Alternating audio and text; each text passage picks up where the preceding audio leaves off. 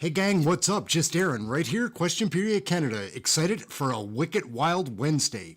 We've got a few things that we're going to be doing here. We're going to be watching the Ogo investigation from yesterday. It's got a lot of heavy hitters, some of our favorite politicians to watch. But first, we've got a little treat here. It's a couple of interviews that I've done with a couple of our favorite viewers from the channel here, and we're just going to jump right into that.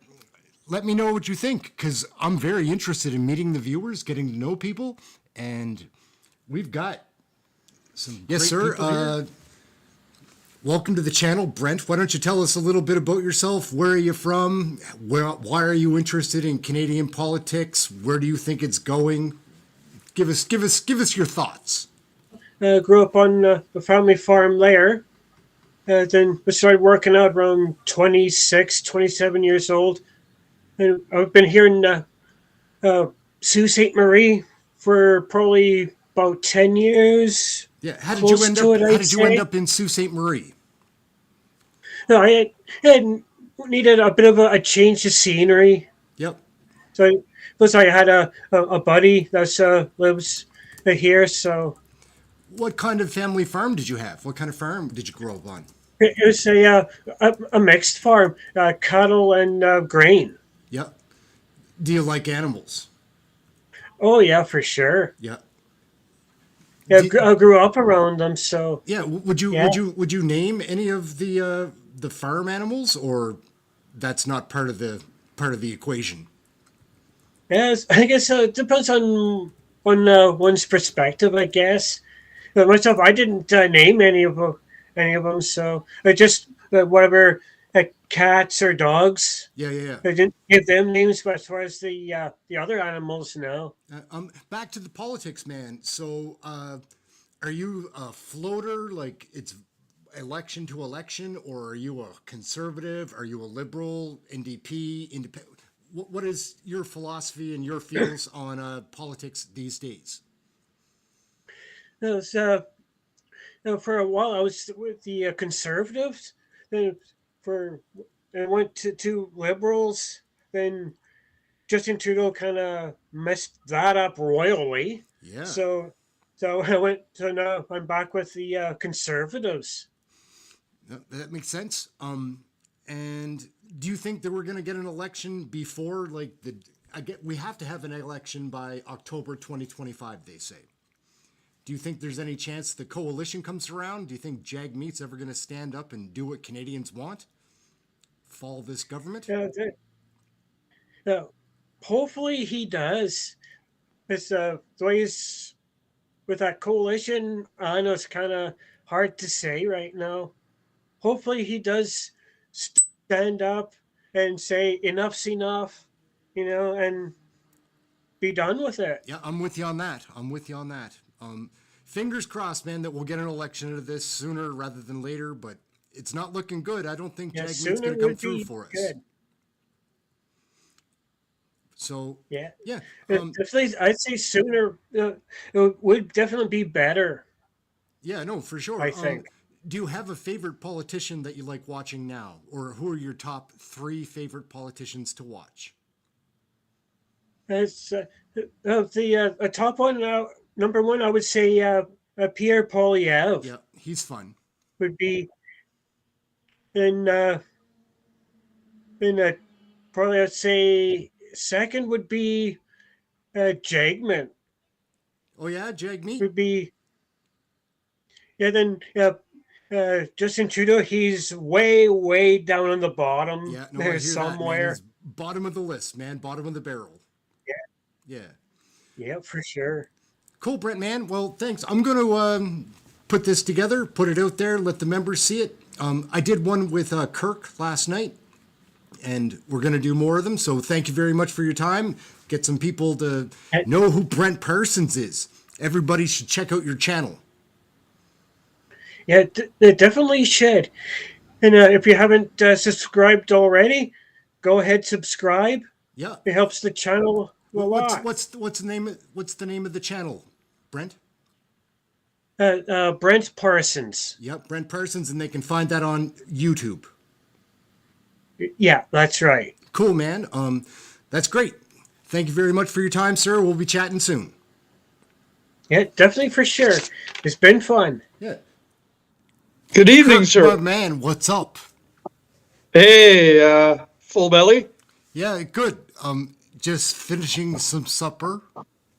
Oh, well, you could have held off a bit. Yeah. So, Kirk, let us know everything about you. Who are you? Where are you from? Where are you from? Like, what is your background? Alrighty.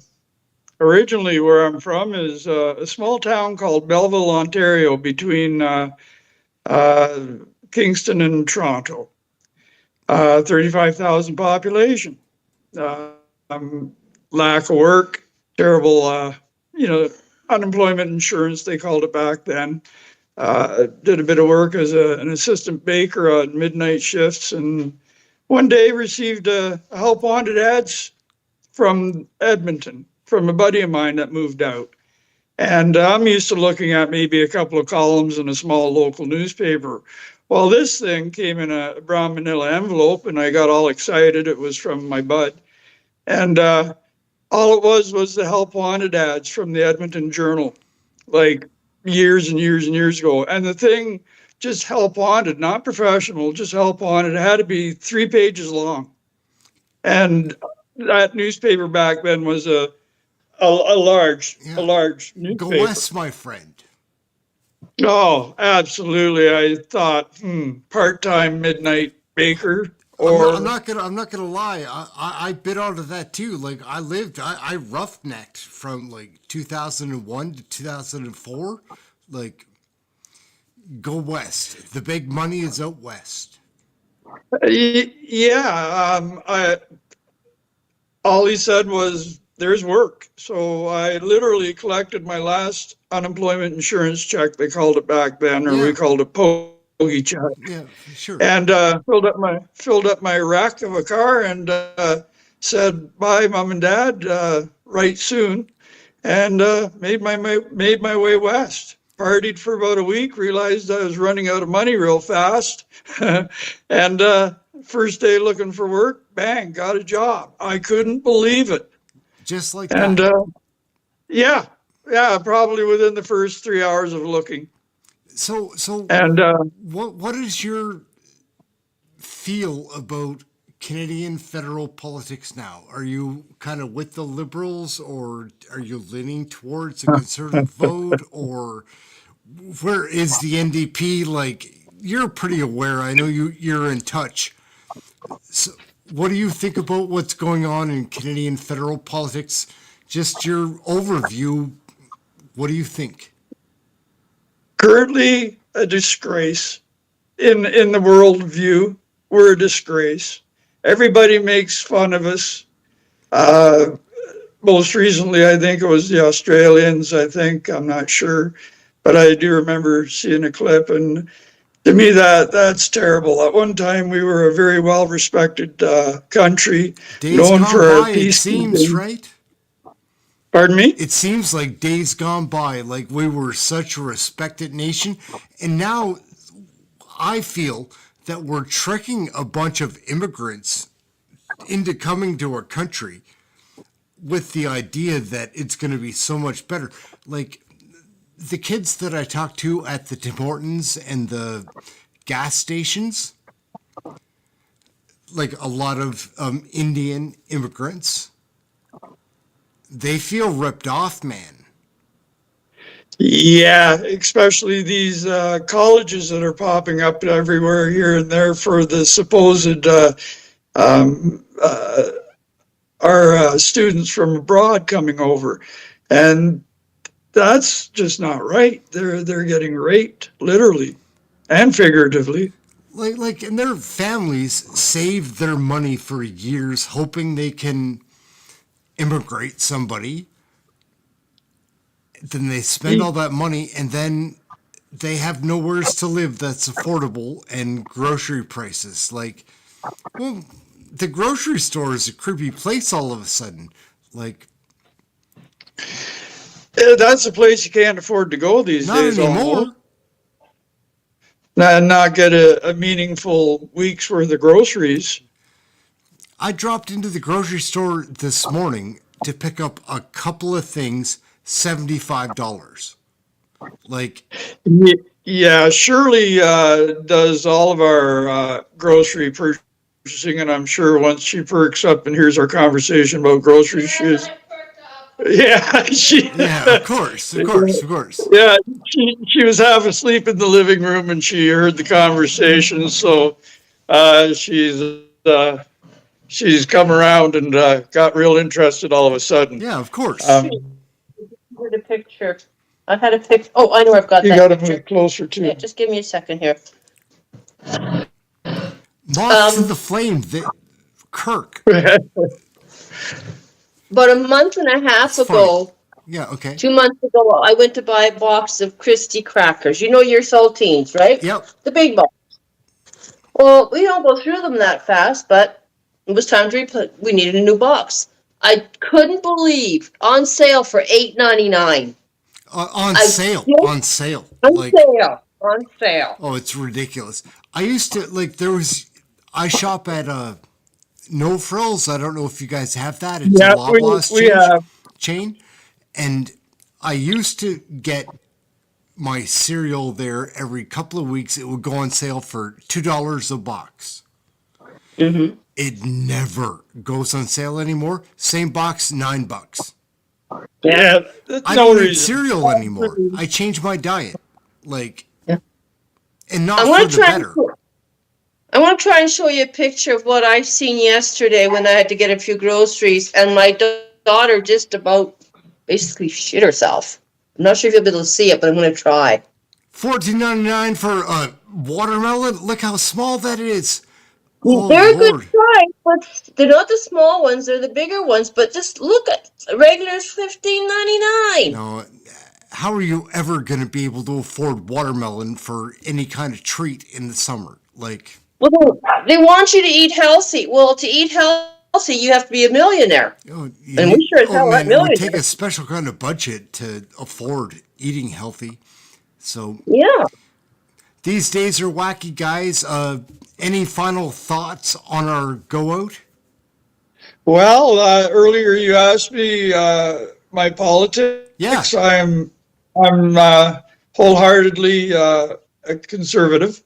I'm hoping Pierre Poilievre is who he says he is, and he's going to do as he says he's going to do.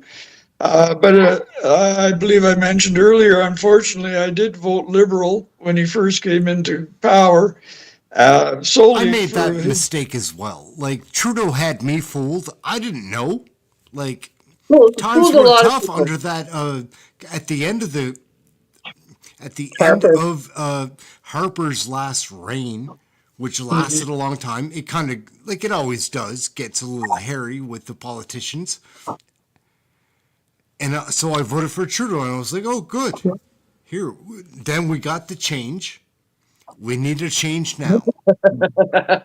And yeah, we need a change really, really badly now. But if Yeah, if you vote for NDP, you might as well be voting for Liberal. No, basically, pretty, is how I'm it's the gonna same go. as you on that one. The NDP, how does the NDP recover from this coalition? Like, unless they pull the rug out from underneath this government and fall it and call it an election, I don't think Yeah. they ever recover. that's about all they can do right now to salvage their brand. They I don't fool don't you see how they- guys, right? Like, they keep saying Oh, they're, no. they're Not pushing totally. these bills ahead that are minor tweaks to some language in a bill that's already established, like already a law. And by now, like, I don't mean to be cynical, because that's just not my nature, but JAGMEET is just in it for his pension and the contacts Yeah. and Yeah. the BMWs and the Rolex or whatever you're all fancy now. I used Yeah. to trust JAGMEET. I don't really feel like Trudeau burned me because I never really trusted him. But there was a time, guys, I thought JAGMEET believed in the good, hard-working Canadian family. Nah, man, he He's full of doesn't shit care. now, right? Like, Yeah, He's Yeah. they're only filling their own pockets and don't care about everybody else. No, I feel the same way. I feel Yeah. very similar to that. Like, Yeah. Just common folks speaking common sense. That's what I see looking from the outside in. Kirk, we just need an election. Like, Yes, an we do. election would solve this because, again, if it goes the wrong way for me, I'm not a spoil sport. I'll be like, okay, fine. I'm taking my ball and I'm going to another country then. I'm out of here. But if we just had an election, that might solve a lot of our issues because if Poiliev, it's hard to trust these politicians, right? Poiliev looks absolutely. like the real guy, though. Hey everybody, what's up? Just Aaron right here at Question Period. Oops. Hey guys. So there's just a couple of introductions to some of our viewers. Kirk's an amazing guy. Brent's awesome. Like, and I want to do more of those and get better at them. Like, those are the first couple that I've done, and I'm not good at it. But we're just people talking about the things in our lives, and I do want to do more of those. If you're interested in getting involved or being captured on video, I'd love to do that. Now what we're going to do is jump into the OGO committee that took place yesterday. It should be a very interesting piece, and we're going to jump right away into that. Again, I almost apologized for that weird segment. I think it's fun and creative, and if you're only interested in the hardcore politics, CPAC is available. You can get that all the time. We're trying to build a community here and get to know each other of similar-minded Canadians, and we're just hoping for an election. But now we're going to jump into some real politics, and we've got the OGO committee ready to go. Committee on Government Operations Brock, and Estimates, also known hopefully as Barrett's OGO. there. The committee We'll is see. so nice, they named it twice. Pursuant to Standing Order 1083C and the motion adopted by the committee on Monday, October 17, 2022, the committee is meeting to consider matters related to the ArriveCAN application. As always, colleagues, keep your earpieces away from the microphones as it causes feedback and potential injury to our We have very two cameras valued now. You've got this one. interpreters. I understand, Mr. Moore, you have an opening 5-minute statement. we have this Go one. ahead, sir. The floor is yours. They're very similar, but they are Good different afternoon, cameras. Mr. Chair and honourable members of the committee. I would like to thank the Auditor General and the Procurement Ombudsman for their reports, which have identified some important lessons for us all. The Canada Border Services Agency has already implemented a number of actions to address their recommendations. At the onset of the pandemic, the CBSA was focused on protecting our borders while maintaining the flow of essential travellers and trade. The agency needed to adapt its operations at a time of considerable uncertainty over the health risks. The need for ArriveCAN arose quickly when it became clear that the manual, paper-based processes for tracking contact tracing and the health information of travellers did not meet the needs of the Public Health Agency of Canada. FAC asked for CBSA to assist them by developing a digital form, and the first version of ArriveCAN was released 6 weeks later. Over the following 2.5 years, the CBSA responded to the changing health requirements set out in over 80 orders in council by releasing 177 different versions of the app. The agency has estimated that the border health measures related to the ArriveCAN app cost $55 million, including a number of non-IT costs, such as $6 million for the Service Canada call centre. The Auditor General and the Procurement Ombudsman reports have identified a number of serious weaknesses in the procurement and internal controls processes. We have accepted their recommendations, and our management response plans are now already underway. I would like to highlight a few of those actions aimed at strengthening the agency's governance and assurance functions. We have strengthened the first line of defence by requiring all HQ staff with financial delegations to retake 4 procurement training courses to help them better understand their responsibilities. Given the weaknesses in procurement oversight, we have established a new Executive Procurement Review Committee to strengthen the second line of defence by reviewing all contracts and task authorizations over $40,000. This is kind of slow right now. We have It's also going to established get a new heated up. procurement centre of expertise, which is developing an ongoing programme of quality assurance reviews to ensure compliance with the directive, with a particular focus on the need for proper record keeping. Our management response plans are aligned with the plans of other government departments, as developing the ArriveCAN app was a shared responsibility. The agency leveraged PSPC's contracting authority on over 30 of those contracts and Shared Services Canada for 7 contracts.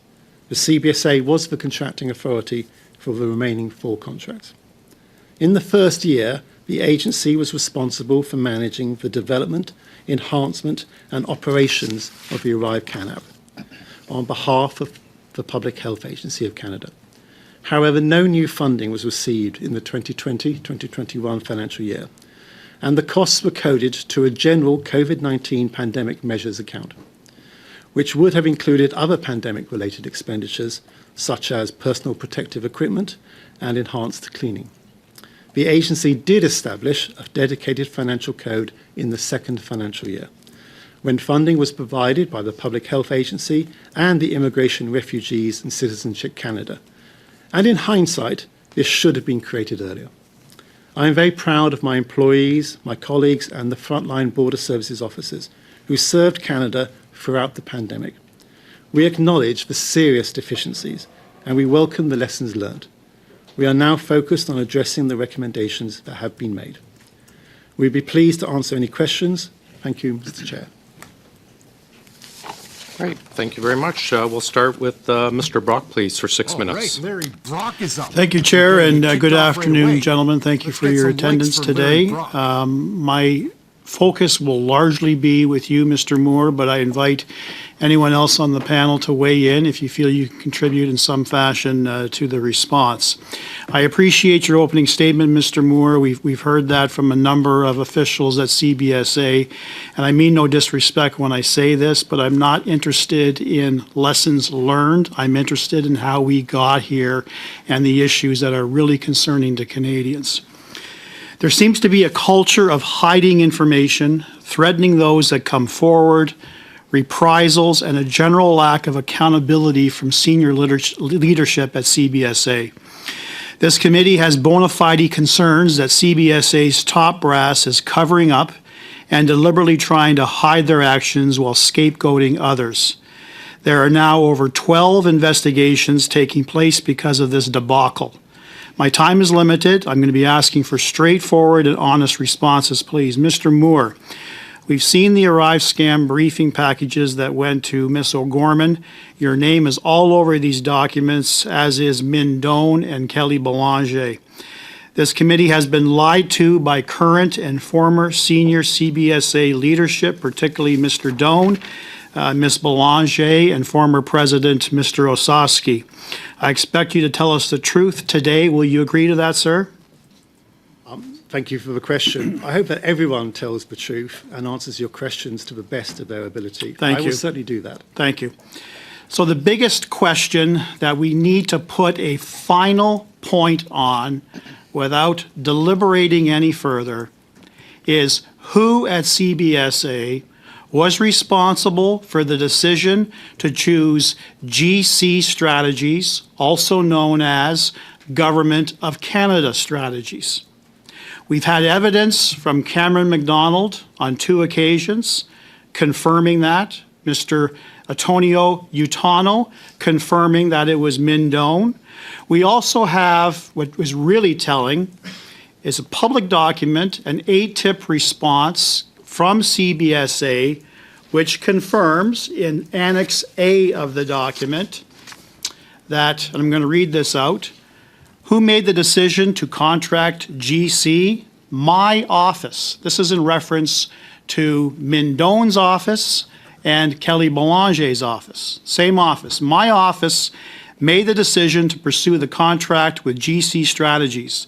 The 2 proposals for the work were presented to the CIO and President and the decision was made to proceed with GC Strategies as their proposal and approach aligned what the CBSA was looking for, particularly rapid staff augmentation.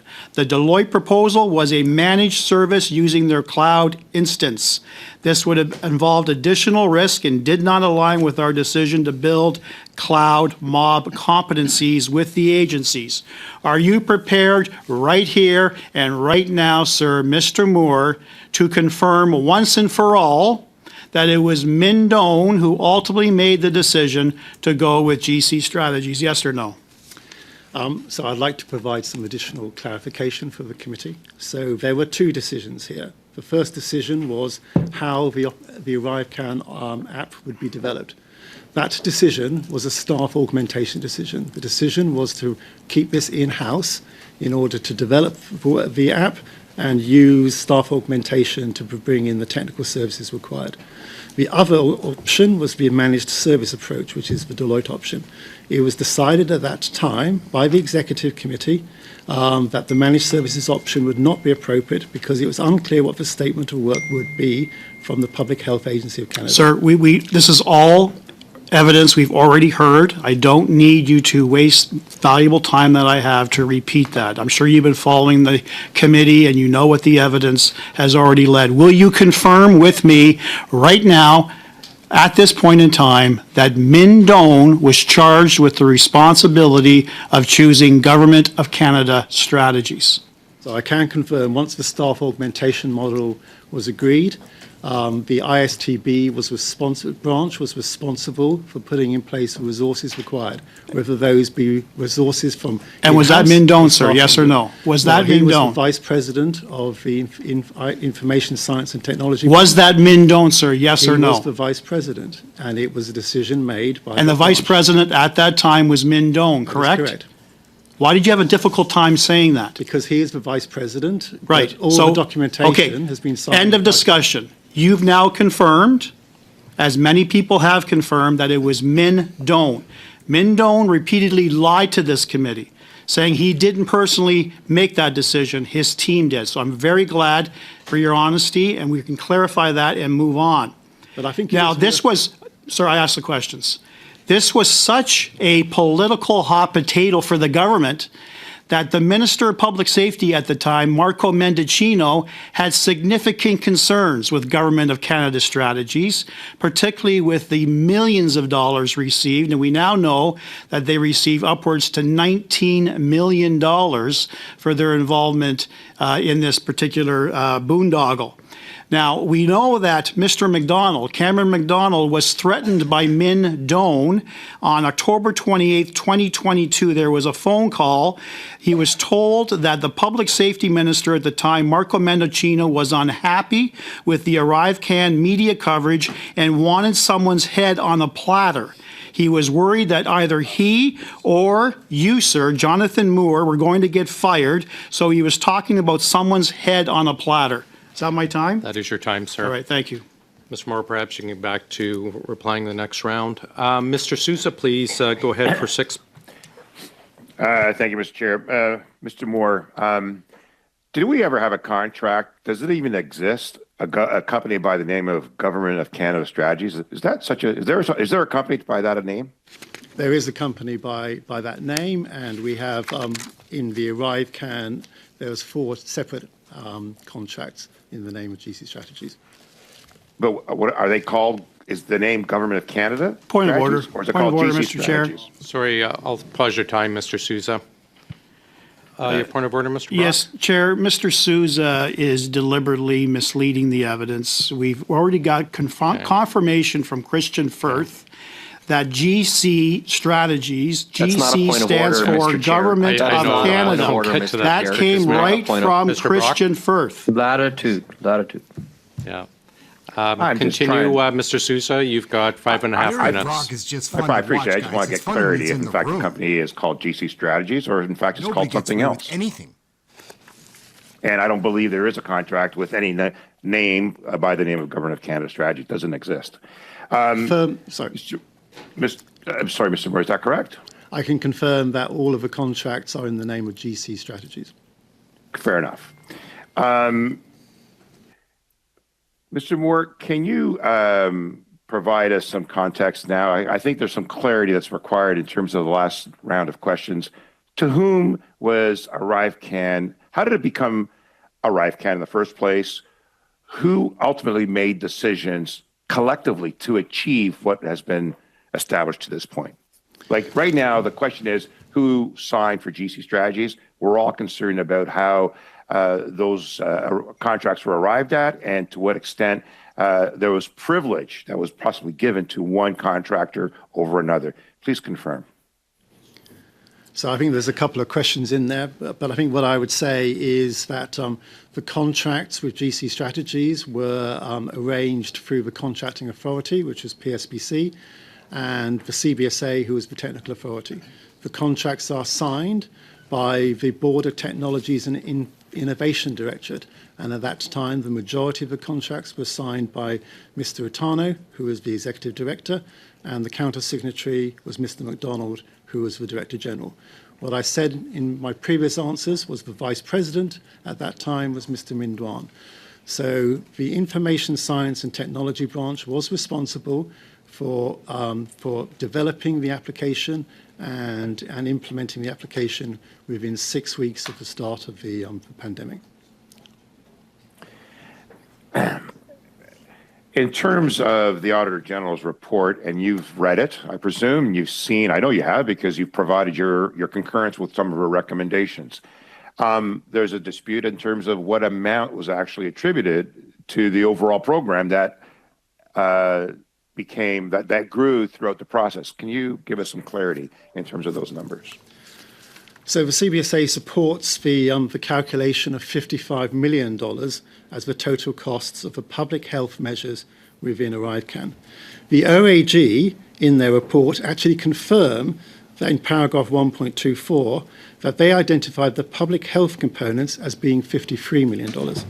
However, they did add a further $6.2 million for the e-declaration, the customs e-declaration, which computerized the old E311 form. And on that basis, they came up with a calculation of $59 million. We have a detailed reconciliation between the two numbers and what has been included in our numbers around the public health measures and what's been included in the OAG numbers, which include other activities, in particular the e-declaration, but also mobile border costs. And who was making those decisions as it escalated? I mean, obviously there are a number of contractors that got engaged in this. Who made those other decisions for these other contractors? So in terms of the overall cost of ArriveCan, at the start of this process, we did not know what the cost would be. And in fact, in year one, we expended about $5.6 million. And none of that was funded externally. We had to fund that within the CBSA itself. In the second year, we did receive some additional funding. We received $12.37 million from the Public Health Agency of Canada, and we are in Supplementary Estimates B, and we also received $12.4 million from the Immigration, Refugees and Citizenship Canada in Supplementary Estimate C. Therefore, in the second year, we had a $25 million budget, which we managed to. We managed to a separate cost centre. That's when we created the new code. In the third year, we requested funding, and in Budget 2022, it was announced that the agency would receive $25 million.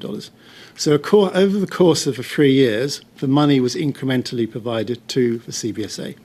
I recognise that this should have been established as a project from the start. It wasn't, and that is very unfortunate because it meant that we did not have the normal governance structures associated with project management. Is ArriveCan being used still today? ArriveCan is still in operations. I actually used it myself a couple of weeks ago to return to Canada. And around about 300,000 people a month do use it. So about 3.6 million people use it. There are big advantages with using ArriveCan. There are now dedicated lanes at the international airports which operate with ArriveCan. So you can get to the front of the lanes. And also it reduces significantly the transaction time at the primary inspection kiosk. Did CBSA have the ability to do it in-house as you initiated, as you stated earlier? Well, I would say the CBSA did do this in-house. However, they used staff augmentation to assist them. I think one of the lessons learned was we were relying too much on staff augmentation. But staff augmentation is not a bad thing. You need to bring in people who are technical experts, in particular cloud experts, which we may not have in place, but also other experts, in terms of technology architecture, in terms of security, accessibility. So it's not a bad thing to bring in contractors and consultants. The issue here is whether we overuse them. Thank you, Chair. Thanks, Mr. Moore. Thank you, Mr. Sousa. Mrs. Vignola, please, for 6 minutes. Merci. Thank you very much, Chair. Gentlemen, thank you for being here with us today. I kind of like Julie Vignola. In her report, the AG she's all right. indicated that the PSPC queried the decision of the PSPC and the CBSA with respect to the proposals that were made. Why were the recommendations from PSPC ignored? And secondly, why did the CBSA accept the recommendations of SPAC because of what was the concern? Thank you so much for your question. Confirmed, I think, last week by the Deputy Minister of PSPC. These concerns were raised at a Director General level within the Information Science and Technology branch. It is unfortunate that they weren't raised at a wider level. I myself, as the Chief Financial Officer, did not receive any concerns. I think this is one of the key lessons learned. This is the reason why in the new procurement improvement plan, we've instigated the Executive Procurement Review Committee, which allows us to scrutinise all contracts and all task corporations above 40,000. This will provide the second line of defence and allow us to do that. Merci. Thank you. So that means then that the recommendations wouldn't have been applied if you had not been informed about it. Should you have been informed about it? We should have been informed about it. I think PSPC is clear that they did inform the agency, but they informed the agency at the technical authority level. At that time, Alex's team was looking after the CBSA contract authorities, 4 contracts in total. Also, the team were very involved in the acquisition of PPE at that time. Merci beaucoup. Lors des examens des options des... Thank you. What proof did you have that GC strategies could really supply a good balance, a cost-effective balance to the federal government? My understanding is GC Strategies had been working with other departments already and had shown evidence of being able to provide the technical architects required. What this contract was about was the acquisition of technical architects to do specific pieces of work, a range of different skills and range of different experience. The majority of experience required more than 10 years experience in the past. So GC Strategies were providing those. If one of those individuals was not satisfactory, then the Information Science and Technology branch would ask for an alternative. Merci. Thank you.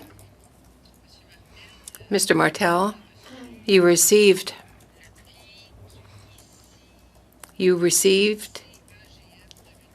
the 2021 prize from ICGM with respect to the ArriveCAN, and I congratulate you for that. Oh, thank you. Thank you. The reason for the prize was the reduction of time that was necessary for processing people arriving. It streamlined it. And also the various control measures took less time. That was very helpful, demonstrated the abilities of the technical people. If necessary, 40 seconds reduction in wait time per person is something that is gigantic or not? Well, you'd have to speak to colleagues from operations, but certainly there are measures that would have an effect on cost.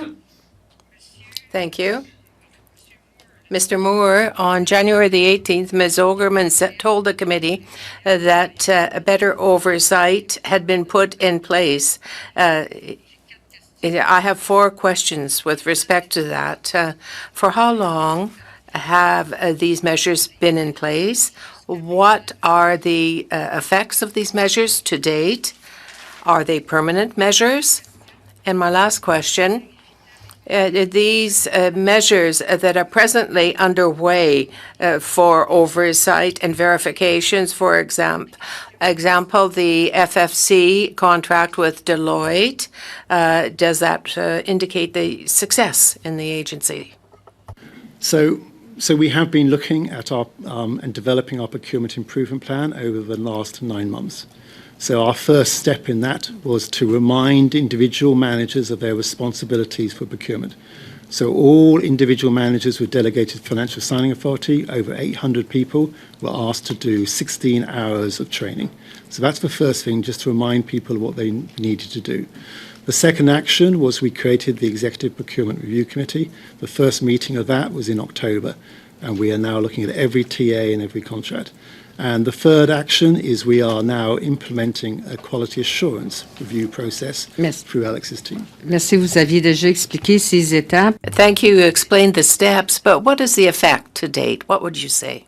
The effect is we Brief have answer, please, much Mr. Moore. more transparency over all of the actions we're taking on procurement, and we have strengthened first line and second line of defence. This was lacking during the COVID period. Thank you very much. Mr. Bachrach, please. Thank you, Mr. Chair. And as I mentioned in the sound check, I've come down with a heck of a head cold. So if I have to turn off my camera to blow my nose, I hope the folks in the room will forgive me. Too much information. Mr. Moore and your fellow witnesses, thanks for being here today and answering our questions. I'll start out with one of your statements from today's testimony. You said that ArriveCan was done in-house. And I'm wondering if you can confirm where the intellectual property now resides. Is it the property of the Government of Canada, or does it belong to the contractors that did the bulk of the work? So I'm pretty certain in my answer to this is that the IPR belongs to the Government of Canada, because this is an app which we developed and we are continuing to operate. Okay. If you could confirm that and provide that information to the committee after this meeting, it would be appreciated. There's been a fair bit of focus, Mr. Moore, on who signed the contracts, and I think now we have fairly straightforward answers around the role of Mr. McDonald and Mr. Utano. I'm interested in the process of confirming that the work was delivered as required. So I assumedly, at the other end of the process, the contractors complete the work and they submit it, and there's some process of reviewing that work and then signing off on it before the bills are paid. This is my basic understanding of the way that the process should work. Were those same individuals responsible for signing off on the invoices prior to the contractors being paid for the work? So and confirming that the work was done in good order? So I can confirm that the work was done in good order through the Financial Administration Act, Section 34 requirements. So, as I said before, the Board of Technologies and Innovation Directorate were responsible for overseeing these contracts. They would receive invoices from the contractors, and their job would be to check that the individuals had done that work and they were also of the right technical quality and experience in order to make those payments. So these are delegated authorities assigned to individuals within that secretariat, and those individuals had the training and were responsible for signing off on the invoices to confirm that the work was done. The reason I see you nodding, so I'll take that as confirmation. The reason I'm asking this is because one of the Auditor General's findings was that CBSA approved timesheets that included no details on the work completed.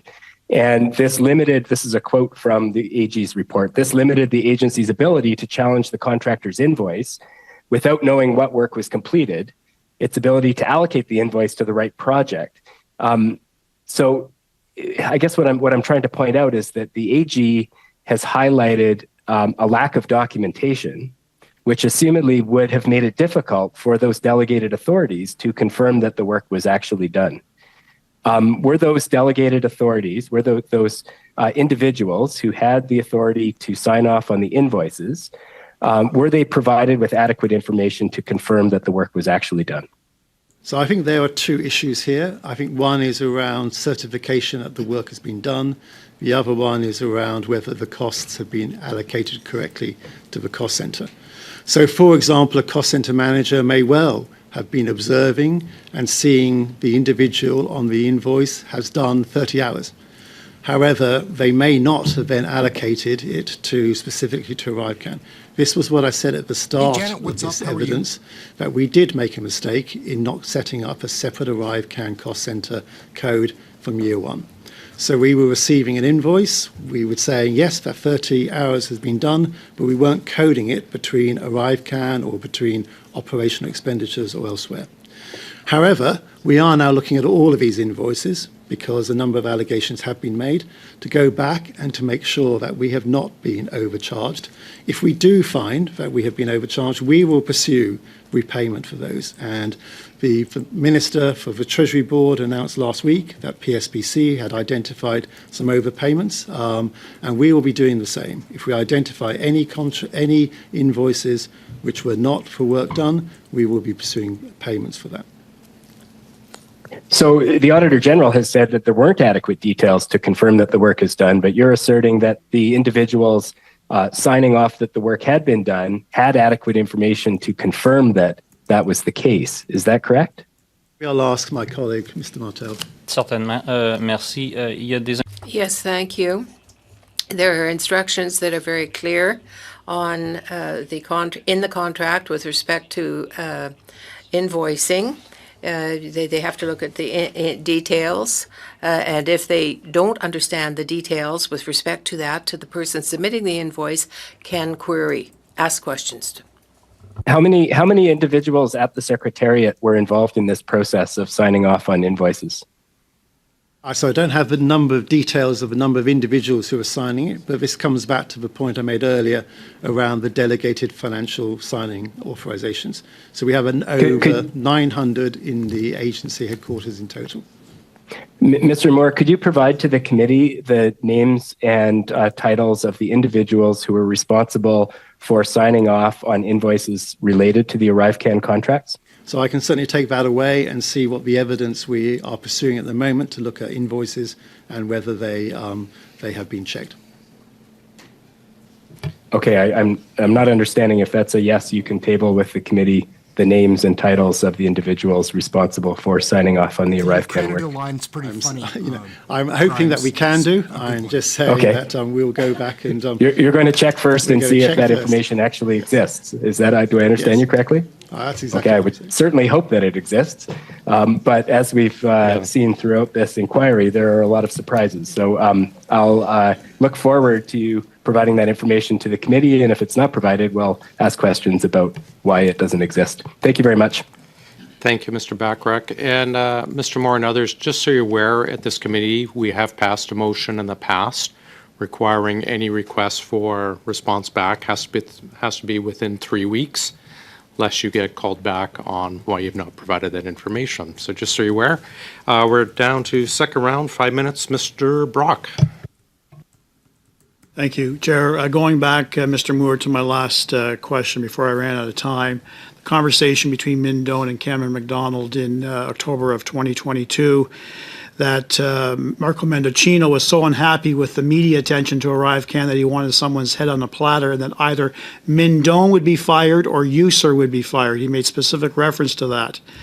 Then he turned and said that, you know, Cam, if I have to, I'm going to tell the committee that it was you. So he threatened Cam MacDonald. That threat was then relayed up the chain of command. Ultimately, it was communicated to EHREN O'Gorman. And to your knowledge, sir, do you know if anyone, particularly Min Doan, was suspended or reprimanded for that threat? Yes or no?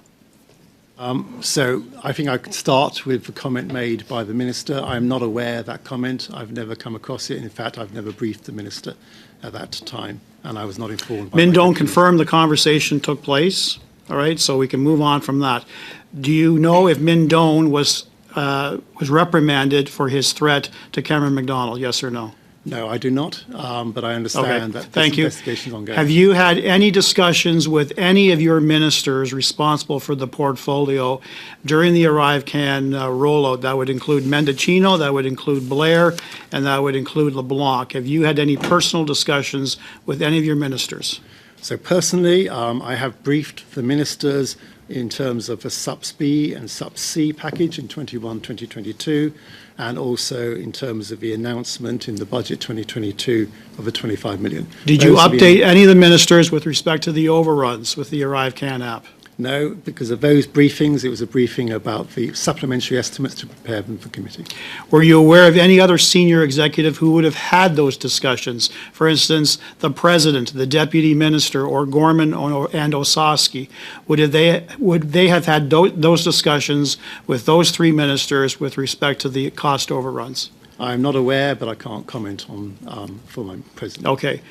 You heard reference to the award that you received for the ArriveCan, which really begs the question, why was the award given in light of the Auditor General's report and the Procurement Ombudsman report? Can you actually provide us with documentation, sir, as to how the three individuals identified at CBSA received those awards? Were there nominations, things of that nature? Can you provide that to the committee within 3 weeks? So again, I'm not aware of those awards, and so I'll have to come back to you on that. Okay.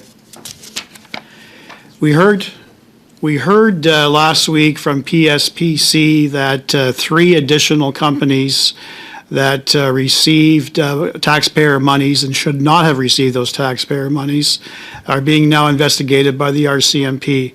Those three companies were not identified by the PSPC because of privacy concerns. Are you familiar with those three companies in question, sir? I am not familiar with those companies. However, I have been informed by PSPC that the CBSA is involved in this, and our involvement is limited to $15,000. The CBSA is involved in relation to the three companies? So I'm informed that the individuals who have been identified as fraudulently making claims, some of those claims relate to us. I think there are 36 different departments affected. Right. CBSA is affected up to $15,000. Okay. And that was in relation to their supposed work on the ArriveCan app? It's not necessarily in relation to the work on ArriveCan app. But it be could? In relation to anything else. But it could? I'm not aware of the PSPC. I think you'd have to address that to Okay. PSPC. To your knowledge, sir, are there any other companies that are operating under suspicious circumstances with their contracting at CBSA, either under the ArriveCan app or other work done at the request of CBSA that are being considered for RCMP referrals? So I'm not aware of any at the moment, but as I've said before, we are now looking through all of the interactions to see if there are any examples.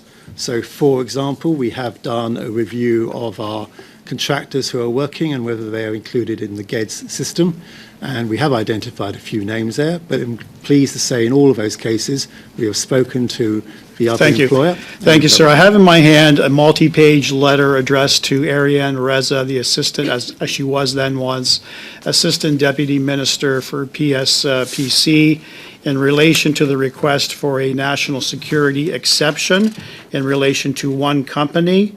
I'm looking at the third page of this document towards the bottom end of it. And you've indicated we have identified a supplier that has already successfully implemented a modern tool for risk assessments on shipments coming into Canada. That he was once involved with Transport Canada that leveraged technology to build a modern cloud-first approach, low-touch process to replace a manual high-touch process. That company in question is GC Strategies, Government of Canada Strategies. Is that correct?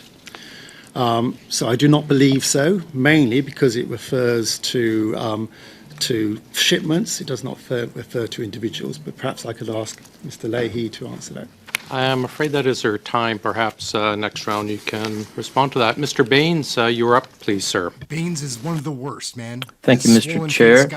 And thank you to our witnesses for joining us today. My question, I will address Mr. Moore first here.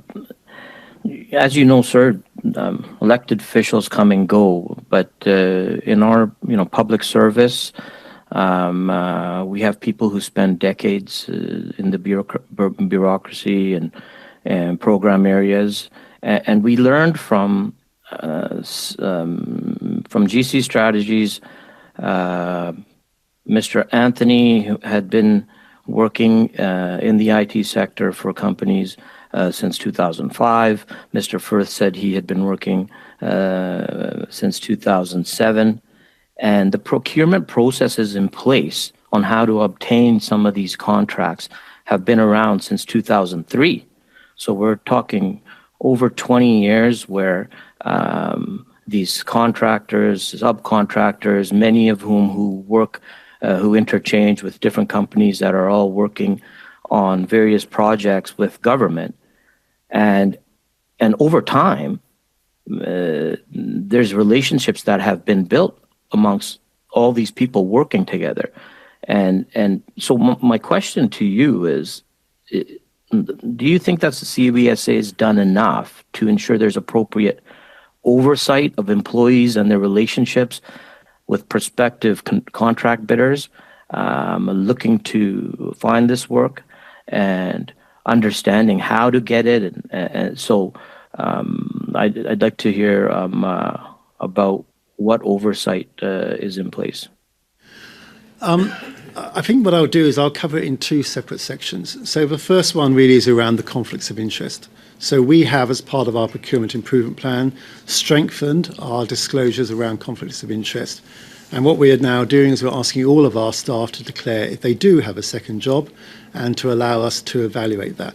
There is no real reason why people shouldn't have a second job, but the important thing is to be transparent about that and ensure that there is no potential conflicts of interest.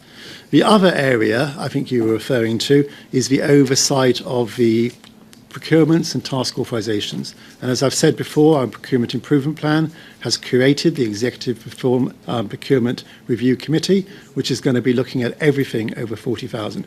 We've already had over a dozen meetings of that, and we're already starting to really strengthen the second line of defense around this. I think the third thing I would say is you're asking a more general question around the Government of Canada's procurement, and I think the Deputy Minister for PSPC did refer to that in her evidence around over 600 staff augmentation companies, really sort of looking to see if we can insource and actually have these facilities, these people in-house. I'm pleased to say that the CBSA has already started to do this. We have set a target of bringing 25% of all contractors in-house to allow us, reducing our level of contractors by 25%. And in some cases, we've actually gone even further in that. So in terms of our Chief Data Officer, I'm pleased to say that they had 75 contractors in April 2023. They're now down to 44 contractors in April 2024. That's the aim, and that's a 41% decrease. So I think there's multiple different parts to your question. Well, I'd like to see that there's no opportunity for collusion amongst people trying to obtain these contracts and knowing, having a relationship with certain people and saying, yeah, here, this is what you should do, get this contract, this is how you can get this. So to your knowledge, has CBSA identified any employees who also have procurement contracts with the government? I was referring to in terms of going through all the checks. We have not identified any at the moment, but what I can't say is we're continuing that work. And, so like PSPC has identified some fraudulent payments, I think we have to continue that work and make sure it's all completed. I think it is worth saying, though, that the CBSA takes the allegations of wrongdoing very seriously. And as we have said before, we are currently, investigating those allegations. When I asked Ben Doan about the decision to pick GC Strategies, his initial response was a team of 1,400 people were all involved, and then was narrowed down to 6 director generals. Did this decision come down to these director generals? Did they advise Mr. Doan to make this decision? He's clearly made the decision. Just a brief answer, if you can, Mr. Moore. I can't comment on exactly who made the decision, but I think Min Doan is accountable, just like I'm accountable for the CFO functions. Thank you, Mr. Baines. Mrs. Vignola for 2.5, please. Merci. Thank you very much, Chair. I'd just like to come back to some of my previous questions. When I asked you what were the effects of the measures that you have put in place, you spoke about transparency and strengthening. You spoke about a second line of defense. Do you have any criteria, both quantitative and qualitative, to measure the effects of the measures that you have put in place? Certainly. So in terms of our second line of defense on financial controls, we do random selective testing of invoices. And at the moment, we're doing about 5% of those invoices. And we're checking to make sure that they comply with all the various rules and regulations. Merci. Unfortunately, Thank you. I'm so sorry, but I only have 2.5 minutes. Are they permanent measures? Les trois mesures que vous avez. The 3 measures that you named. they are permanent measure, and the testing of invoices has been going on for many years. Merci. Je vois que Thank you. I see that you're testing for contracts that exceed $40,000. What explains the fact that $2, $3, $5, and $6 million contracts weren't tested beforehand? What is your reaction when you're faced with that? Did you just sign it off and let's let the money fly away? It's only the taxpayers' money. Why was there no testing before October 2022 when this issue arose? So I think the thing I would say is during the COVID, it was a very intense period of time, and we were relying on the delegations of authorities to the DFSA. We're also relying on the oversight of PSBC for their contracts. merci. Thank you. In October 2022, when we started to look at the issue, we heard $54 million for ArriveCan. So we said to ourselves, oh, that includes costs for advertising and so on. And now we're faced with a huge amount, $6 million for calls to bid by Service Canada. Why, rather for the call centers at Service Canada, why was Service Canada call centers, why were they so involved? What does it cost now in advertising to inform people for the app, for its use? Very brief answer, or perhaps you can get back to us in writing. Yes, certainly. I think very briefly, the Service Canada call centres were operating for 2 years. They actually managed 645,000 calls from members of the public, from travellers. Thank you. Mr. Bachrach, please. Thank you, Mr. Chair. Mr. Moore, a question about the CBSA's involvement with Bottler. And granted, this deals with a different project than ArriveCan, but I think it raises some of the same concerns around the diligence of the agency to confirm that the work was actually completed.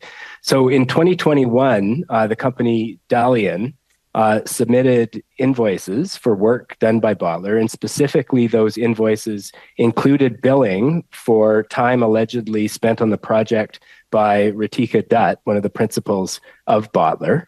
At the time, Ms. Dutt was on medical leave, and this was known to CBSA's Border Technologies and Innovation Directorate, and yet they went ahead and paid the invoice to Dalian anyway. Why was that done, given that they knew that Ms. Dutt couldn't possibly have done the work since she was on leave?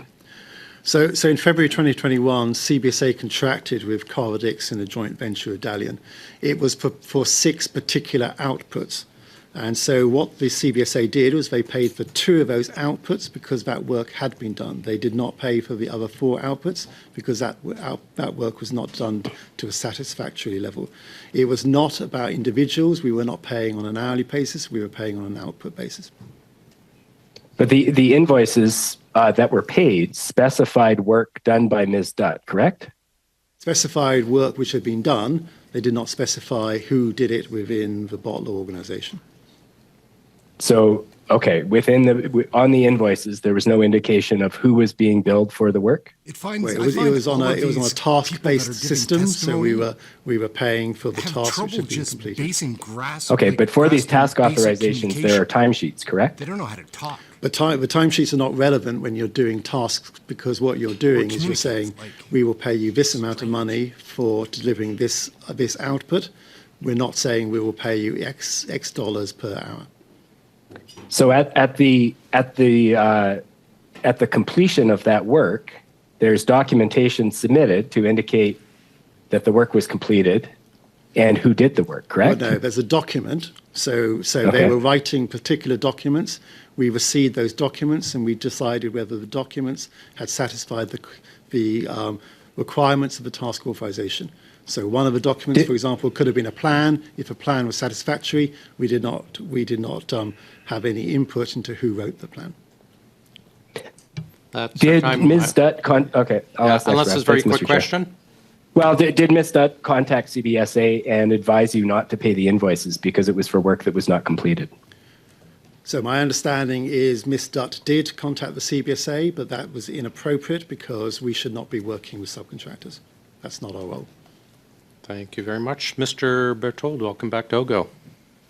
Merci, Président. Monsieur Moore.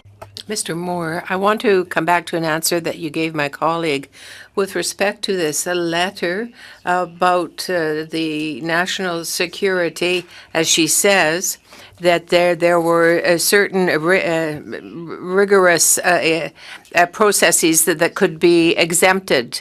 Were you aware of the fact that this was a request? We're talking about the national security exemption and about the reference to an alternative supplier. Yeah. Mike, would you? So you signed it? I have your signature. Yeah, no. It was sent by me to PSPC. Écoutez, Yeah. Jonathan Moore. No, it's me. Yes. So vous avez signé. You signed. I don't understand why you hesitate. Was this letter at the very origin of the fiasco that cost $80 million for the agency? If this exemption had not been requested, would we be in the position that we're in today? So the national security exemption was requested by PSPC for them to access the powers at the start of the COVID pandemic. The national security Mais exemption... c'est vous, Monsieur Moore. Vous avez beau parler. Yes, but you can talk about PSPC, but it's your signature and your letter. You asked Ms. Marianne Reza, Deputy ADM of PSPC, to provide that exemption. And in the letter, you said that we have found a supplier that has the modern technology to offer. I mean, I'm not going to go on quoting it, but you did not seem to know who the supplier was. I think the supplier was about a commercial, it was not about ArriveCAN. But Mr. Leahy, who's in the commercial trademark... Monsieur Moore. Mr. Moore, you signed it. You are the signatory of the letter. You are saying to the Deputy Minister, the ADM, that there is a modern tool that will be effective, but yet today you can't tell us who that supplier was? Well, it was an example, but we did not use it. C'est un exemple. It's an example, but it's like the examples on the GC strategies site, Mr. Moore, or where Mr. Firth and Mr. Anthony quoted many officials from the federal government without being able to give us names. And you're doing exactly the same thing. You're citing that you found a supplier. Well, who was the supplier? And why would that serve as an example to justify an exemption from the rigorous procedures of supply of PSPC with respect to an issue that should have cost $80 million, but now is in the hundreds of millions? So it's very difficult for me to understand who's responsible. Here, it's your signature. I think if you allow Mr. Leahy to speak, he will give you the details. Only if you have a name. Seulement s'il y a un nom. Only if you have a name. As context, the national security exemption Je applies. veux pas de contexte, juste le nom. I don't want the context, I want the name. Where it's marked XREF Transport on page on the last page, we found a supplier that's already put into operation a modern tool, XREF Transport, right beside it.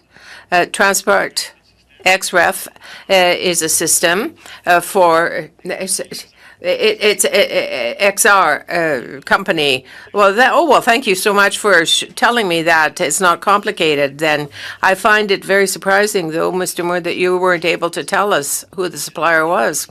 Mr. Moore, is there someone in the entire GC strategy process who would at any moment raised a red flag to you to say something might be wrong? Au fur et à mesure des... During the 176 updates? No, there was no one was raised a red flag about GC strategies until the committee started its investigation. Vous êtes le dirigeant... You are the director of finance for this area. Is that correct? And therefore, are you the one that signs contracts and checks to suppliers? So I was not personally responsible for ArriveCan. However, as an executive of the CBSA, I do have accountability. What's up, man? How are you? Who is the executive?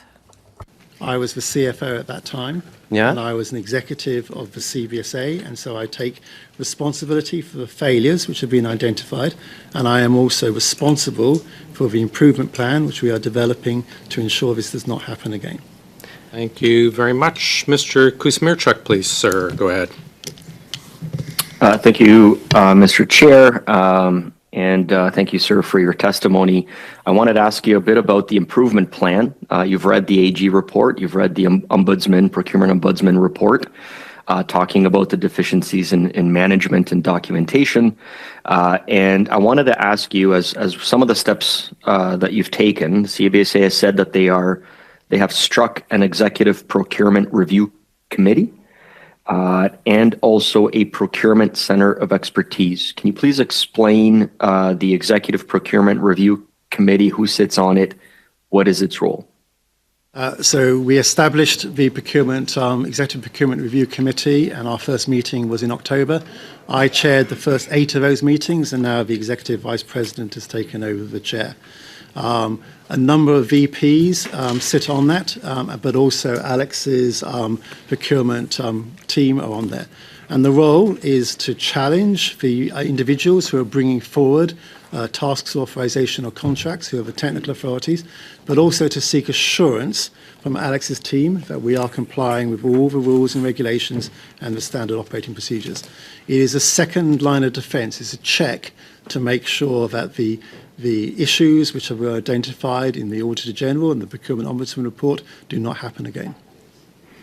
So the question I have for you, there are literally hundreds of thousands, if not millions, of decisions that are made, contracts that are entered into, or tens of thousands, I should say, contracts entered into. How do you decide what to look at? There's just a flood of contracts. How do you decide what you review? So at the moment, we have set it at all contracts above 10,000, all contracts and task authorizations above $40,000. This will be evolving over time. We're already seeing a reasonable number coming in, and it's not unmanageable, and we will hold meetings whenever we need to get through the volume.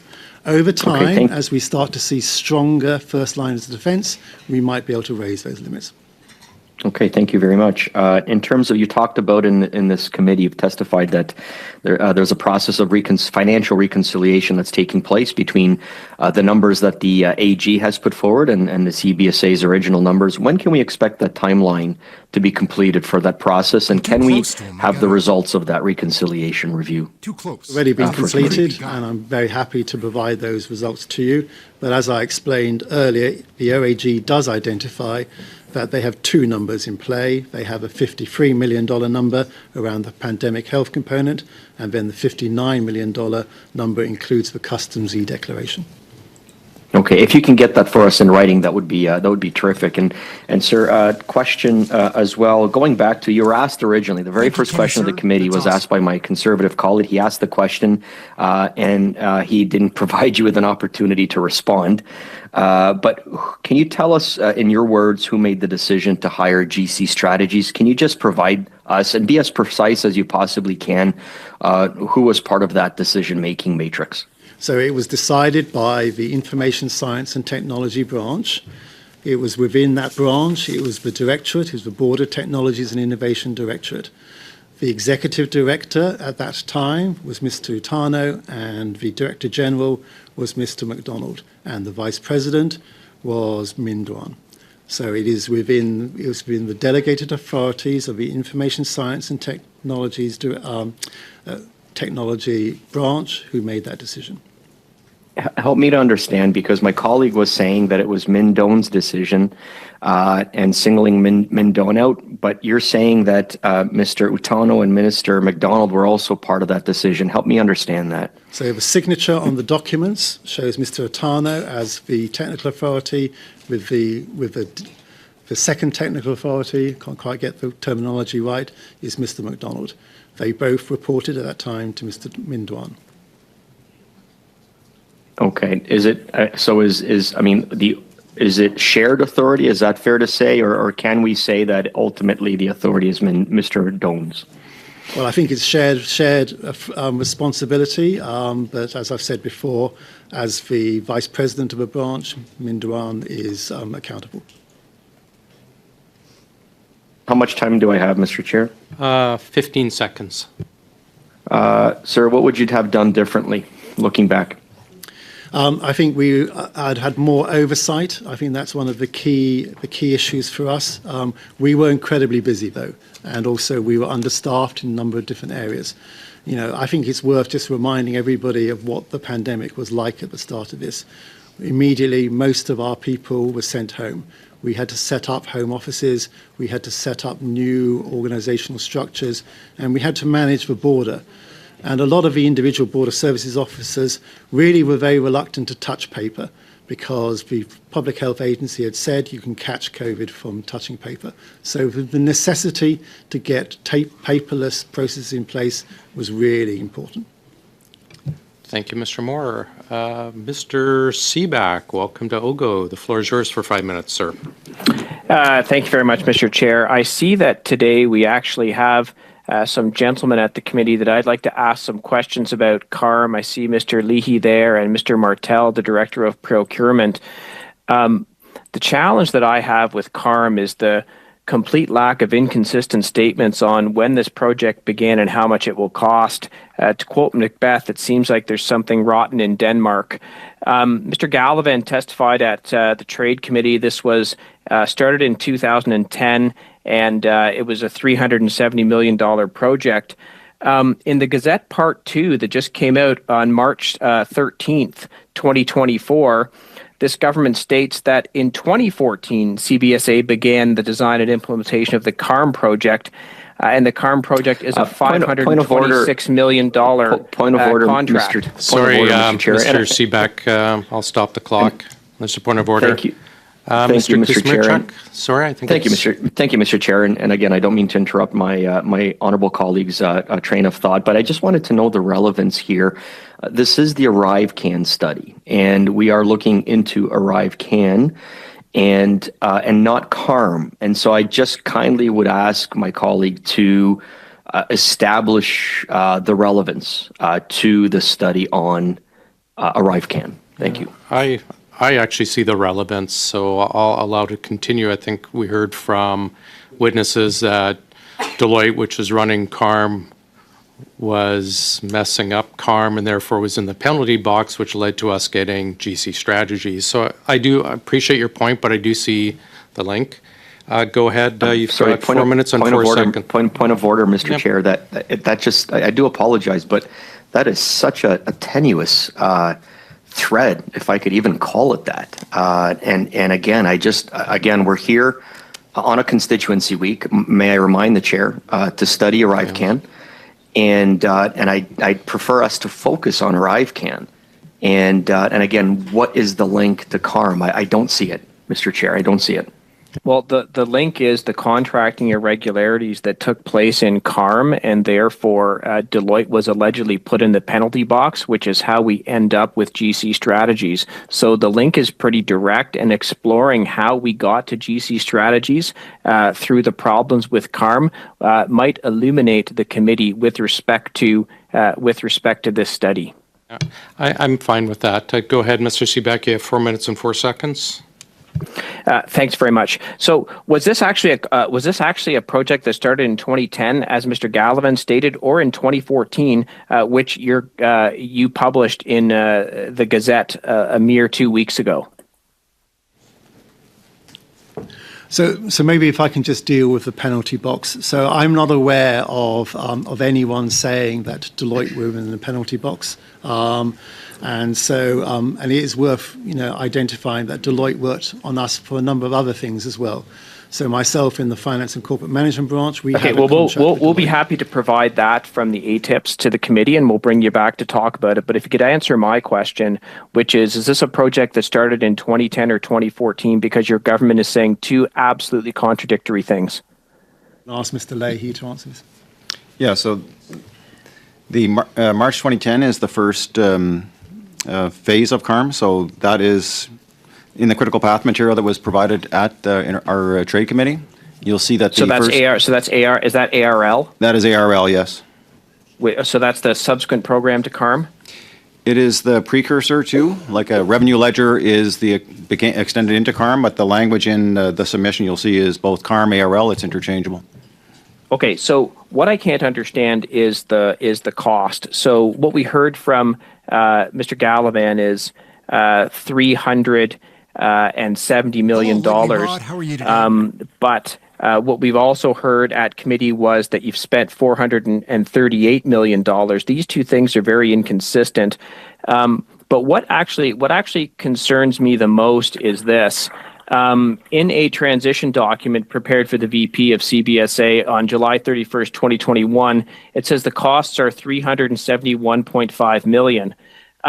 But interestingly enough, that nothing in the estimates or anything else adds up to that at that time point. And in fact, you sign a contract on October 6, 2021 for $325,125,778. Now, is this contract a result of verbal approvals that were given to Deloitte to do work, and you had to then prepare a new contract with Deloitte? So maybe I can ask Mr. Leahy to respond to the detail, but I think what I will say at the start is the CARM project has been a long-running project. The first two elements of CARM have been delivered. So the agency revenue ledger has been put online. I know, but that's not answering my question.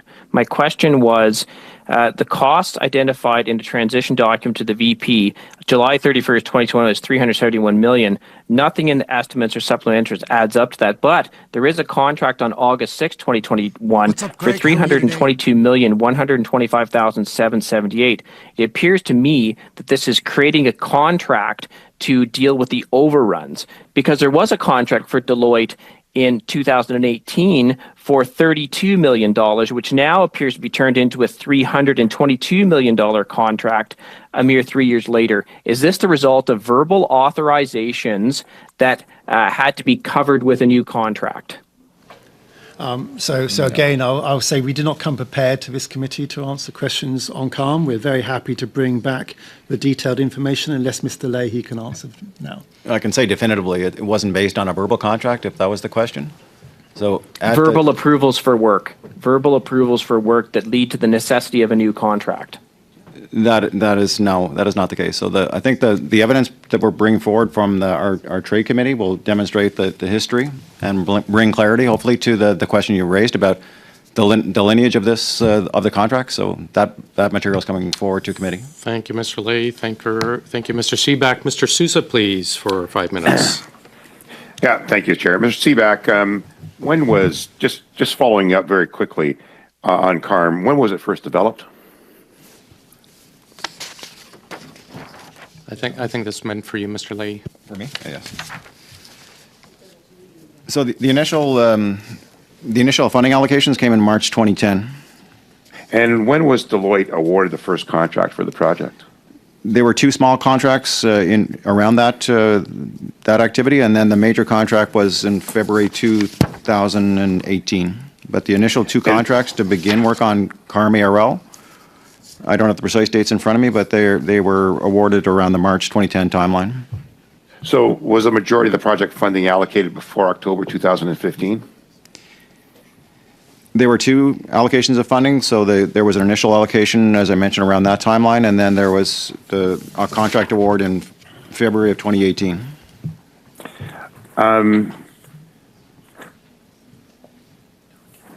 Out of curiosity, how much expected loss of revenue would exist as a result of CARM's delay? Like I know you have an estimate why CARM exists, and they're expected to capture some funding. Any idea? A rough estimate would be about $3 million a month. Okay. Mr. Moore, post-pandemic now, new normal, changes are being made. Do you still see poor record keeping happening on any other projects at this point?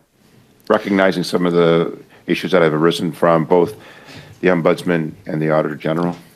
So I think knowledge management and record keeping is always going to be an issue. I think it's an issue around the world in terms of how you ensure that you have the right records, especially post-COVID, which I think impacted as particularly. So we are definitely putting in place ways in which we can improve our record keeping, and I think the good example of that is the Procurement Review Committee is going to be completely minuted, and all the records will be kept centrally by the governance unit. A lot of suggestions about interrelationships between prospective contract bidders and relationships with employees. Do you think CABSA has done enough to ensure that appropriate oversight is being taken in this respect? Important to say that if a contractor has worked on developing an RFP, then they are precluded from bidding for that RFP. That is part of our rules and our regulations. So if we find that the investigation says that there's evidence behind that, then action will be taken on that. That is not acceptable. The only time you can use a contractor to help you develop an RFP is if it's a technical requirement, and then the individual who helped you or the company who helped you have to preclude them from bidding on that contract. Have you been approached by RCMP? I have not been approached by the RCMP. You're aware of the reviews obviously being done internally in respect to these issues? I'm aware of the reviews being done internally, and the Security and Professional Standards Directorate do report to the CFO. However, for reviews of executives, all of reporting is done directly to the Deputy Minister, the President, and I am not being party to any information on those investigations. Have you ever felt pressured by elected officials in respect to these files? No, I have not experienced any pressure from elected officials, and actually as the CBSA, our minister is the Minister of Public Safety, and I very rarely see the minister unless it is about supplementary estimates or main estimates. And the code of conduct amongst you and your team is very, very clear? So the CBSA has a very clear code of conduct, which is always kept under review and will be updated, but also we have the overarching public safety ethics responsibilities as well. How many contracts a year does the CBSA undertake? So maybe I can ask Alex Martel to answer this. About 1,500. About 1,500 a year. Yeah. A year. And in respect to this, the issue around the ArriveCAN component, there is some discrepancy still about the costs. And you mentioned two different costs, one in regards to the immigration component of it, one in regards to the support for the pandemic. Can you elaborate a bit further on this? So there are two elements to ArriveCAN. So if you look at, well, certainly on my mobile phone, I still have the ArriveCAN app. I've used it a couple of weeks ago to return to Canada. One of the things the Auditor General did point out was the benefits that ArriveCAN is now ongoing. It's still ongoing. The work we have developed during the public health testing stage is now available for us to use for the advanced declaration. Thank you, So Mr. the Sousa. discrepancy in the cost. Yeah, I'm sorry, that's our time. Unless you have a very quick question that you can respond in writing to, Mr. Sousa? No, it's okay. Thank you, Okay. Mr. Chair. Thanks. Mrs. Vignola, please. Merci, Monsieur le Président. Thank you very much, Chair. Mr. Moore, the measures, those three measures that you put in place, are they being applied for existing current contracts? For example, the management of resources for the CBSA. They are being applied to all contracts. The only exception is CALM, which is being managed by the Executive Committee directly. There's a subcommittee for CALM. Donc, GCRA. So CARM is not being, all right, managed. But by a separate committee. Faire connaître l'application, ajouter. Add other important characteristics for the app, make people aware of the app.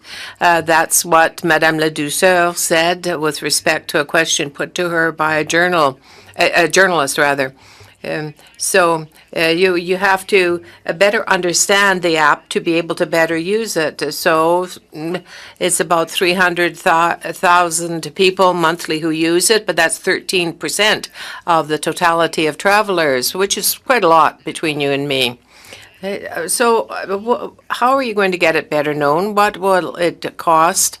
And what other characteristics? How much money is going to be put annually into doing that, and for how long? So the maintenance of the existing app is costing just under $3 million. That is for cloud hosting and for technical support. The actual advertising is largely being done by third parties. So while I was on the plane coming back, it was Air Canada who was saying, use ArriveCan, it will speed up your border process. And we're seeing at the airports also extensive advertising of the benefits of ArriveCan. Merci. Thank you. Why isn't applied for the land borders? Why is it only used for airports? Is to roll out ArriveCan at the land borders. That's part of our traveller modernisation project, which is ongoing at the moment. Clearly it was during COVID as part of the public health measures, but the e-declaration will be rolled out at the land borders shortly. Merci. Thank you. Before we go to Mr. Bachrach, would you be able to clarify? You mentioned 3 million. Is that $3 million a year?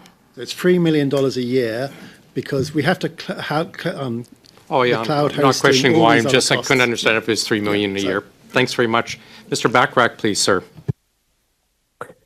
Thank you, Mr. Chair. Mr. Moore, going back to my original questions around invoicing, would it be fraudulent for a contractor to submit an invoice to CBSA indicating that a certain resource had been used to complete the work when that resource wasn't, in fact, used to complete the work? Would that be fraudulent? It would be if it was a staff augmentation contract. So, for example, if we had asked for a level 3 technical architect and we were delivered a level 2 technical architect, that would be fraudulent. But in this case, in the Bottler case, we were asking for an outcome, for an output, and so therefore we were judging the quality of the output on the quality of the work done, not on who did it. So can I take it from your comments that there was no process to confirm which resources were used in getting to that outcome? What CBSA was concerned with was the quality of the outcome, not the resources that were used to get there? And especially in this case, because this was a subcontractor to the vendor who we contracted with. Now, that subcontractor didn't have a contract, just to be clear, but I guess what I'm trying to get at is this idea that different resources in these task authorizations, different resources are valued at different amounts. And we've heard at this committee about the bait and switch approach that some unscrupulous companies use, where they suggest that certain resources are going to be used in order to get the work. And then when the work is actually done, they use different resources that cost them less. Here we have a case where a contractor is indicating that a certain resource was involved in the work when in fact they weren't.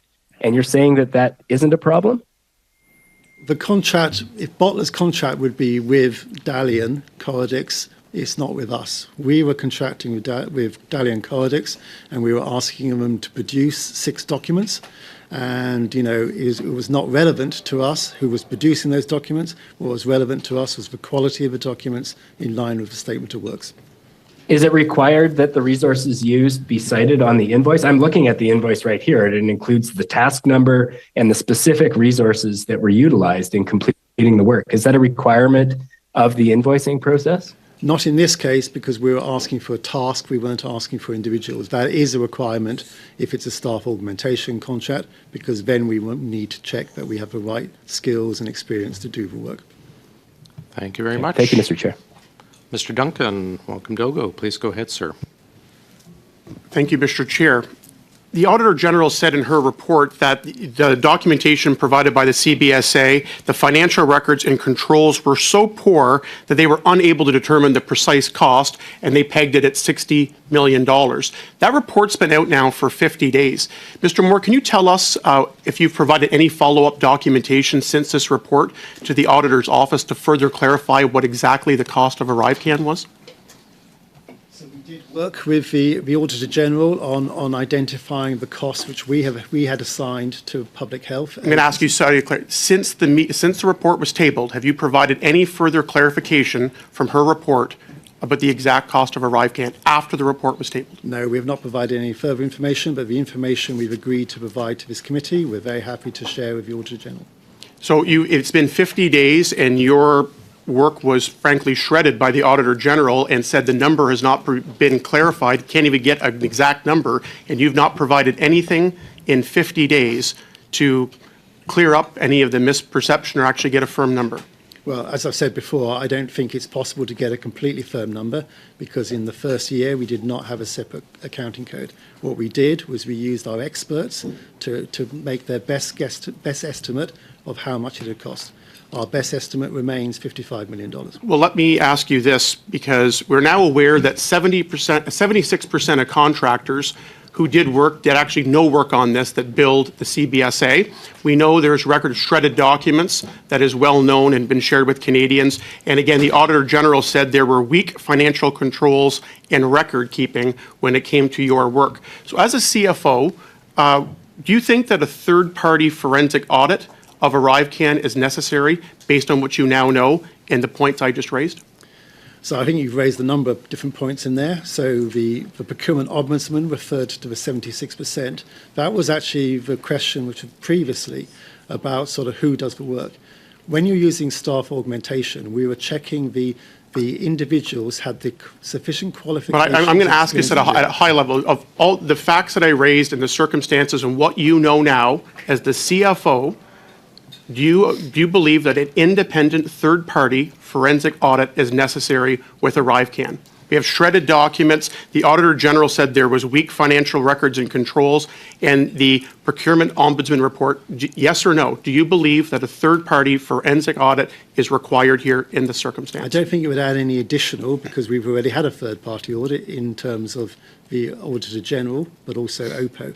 What we're acknowledging here is we did not have a cost accounting code in year one. And so it is a judgment how much was being spent on ArriveCAN versus other operational activities. So I think there's many Canadians would disagree and say a forensic audit in this case by a third party is necessary for each of these because the more we learn, the more vague and the more evasive, frankly, many of the witnesses will be on this. But Mr. Moore, I want to ask you about performance bonusing. The executives at CBSA that have been responsible for what happened here with ArriveCAN, can you confirm whether they have received bonuses this year or not? I can't confirm whether they've received bonuses this year, as the year is not actually at an end, but I can confirm that during the period under review, I did receive performance payments, but we've already agreed to come back with information of that to the committee. Going forward then in that case, knowing now with the Auditor General's report now tabled, do you believe executives at CBSA responsible for ArriveCAN should get performance bonuses in the future?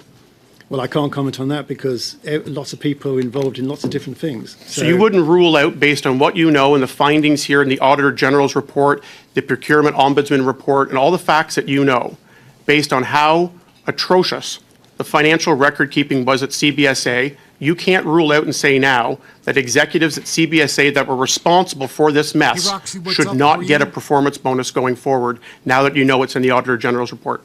So I know what's in the Auditor General, and I'm disappointed. So I come back to my previous comment. When we do our financial assurance, we're on average, it's around about 8 or 9% errors. Most of those are not compliance errors, they're administrative errors. In the Auditor General's case, she identified 18%. That is very disappointing, and I recognise that. However, a lot of that is to do with the fact we did not have a cost accounting code at that time. Well, there's a $60 million error with ArriveCan that Canadians are frustrated with. And again, you're disappointed. I'm going to ask you again. So being by disappointed in the contents of the report and how damning it was about the financial practices and record keeping, you're not going to rule out that executives at CBSA this year are going to get performance bonuses based on what we now know with ArriveCan. Well, I don't think that's a question I can answer because I do not set performance bonuses. But what I can say is that we are taking action to address all of the recommendations in the Auditor General's report. But I do not agree that it's we don't have the information. There are areas in the information which we are uncertain about, and we had to make estimates. Thank you, Mr. Moore. Ms. Atwood, please go ahead. Thank you very much, Mr. Chair. And thank you, Mr. Moore, and your colleagues for being with us today. And forgive me, I'm kind of joining halfway through here, so I'm going to hopefully not be repeating myself or what my colleagues have already asked. So I see from your submitted your introductory notes here, you've got that the Public Health Agency of Canada asked the CBSA to assist them by developing a digital form, and the first version of ArriveCan was then released 6 weeks later. Can you walk us through what those first 6 weeks looked like? Those first 6 weeks were very, very difficult for the agency. The pandemic had been announced, and we were very much at the front line. We had individuals in the Border Services offices who were dealing with people who could have been infected by COVID-19. There were a number of repatriation flights. And the best we could do at that stage was to have a manual paper-based form. This was an issue for a lot of our officers because at the same time we were being told you could catch COVID from touching paper. So it was an urgent matter to get this form digitized. And, when you look at sort of value for money, the paper-based system was around about $3 per unit, whereas the ArriveCan system is about $1 per unit, so $1 per traveller. So that was more efficient than the paper-based system. It was actually also much more effective than the paper-based system because the paper-based system had to be sent off. It had to be coded into the records, and it then had to be provided to FAC, who then provided it to municipalities to actually follow up on the quarantine. The Auditor General, in her own report, identifies that it was more effective to use ArriveCan because they could get that information before the end of a 14-day period, where on the paper-based system, it was taking up to 3 or 4 weeks to get that information. So I think it is worth bearing in mind the sort of the effectiveness and the efficiency, but it was a very difficult time for all of us. Also, very quickly, a large majority of our employees were sent home to work from home, which was a new thing for lots of us. So yes, I would say at the start of the pandemic, it was a crisis situation. We were working incredibly long hours, and during that time, I'm sure we made mistakes and we should learn from those mistakes, but it was a very stressful and difficult situation. Thank you very much. I certainly remember that time. We were told to even wash our groceries, for example, or wear gloves to pump gas. So it was certainly a time of uncertainty. So in the next piece here, it mentions, so following the 2.5 years after the fact, CBSA responded to the challenging health requirements as they were coming at you again, kind of drinking from a fire hose. And through over 80 orders in council, there was released 177 different versions of the app. Can you just kind of, each one I wouldn't ask you to explain, but what predominantly were some of those changes with each one of those iterations of the app? So when we set up our governance structure in the pandemic, we set up two separate task authorization areas. So I was responsible for the internal task force, and one of my colleagues was responsible for the border task force. All the ArriveCan was done through the border task force. This is mentioned in the Auditor General's report in 2021. It was then a partnership at that stage between FAC, ourselves, and a number of other government departments. So those decisions were being made at the, minute by minute. I was not part of those decisions. I was running the internal task force, which was more focused on the activities of the organisation and the health and safety of our officers. But it was a very dynamic environment, and my understanding is things were changing very much at the last minute, and then that had to be coded to allow us to update ArriveCan at the time. It was very complex, it was very difficult, and hours were being worked, very long hours were being worked. Thank you. And are you aware of any traveler information and customs applications like ArriveCan developed or procured by other governments? So there were a number around the world. All of them were slightly different. Certainly the UK's one, which I was aware of, was different. I know the European one also. But basically they were doing the same function. They were trying to record information on people travelling into the country so that they could trace those contacts. And that was particularly important when you were seeing new variants coming in, and allow the public health agencies around the world to be able to track where those individuals had been and how the spread of the new variants was operating. Also, as the ArriveCan app progressed, we had the proof of vaccine credential, which was also a very complicated, difficult system for us to be able to identify the vaccines and go right back into the provincial health data and systems to check that they were valid. And were there any conversations happening? Oh, sorry. Sorry, if you have a quick question, Ms. Atwin, go ahead. Sure. I'm just wondering were there discussions or dialogue happening as far as shared practices or best practices within those kind of government entities that were facing the same thing, or kind of flying on our own on this one? And a quick answer, Mr. Moore. So we did have many conversations with our colleagues around the world, but I think we were slightly flying by the ear because every requirement was different. Thank you very much. Mr. Brock, please. As he then was at the CBSA, who did Min Doan directly report to? He reported to the President, John Osowski, which is the same for me. Okay. I'm sure you're familiar with the allegations of Min Doan's deleted tens of thousands of emails over 4 years. I'm aware. You're aware of that? When did you first become aware of that, sir? When it was raised in committee, I was not aware before then. I'm sorry?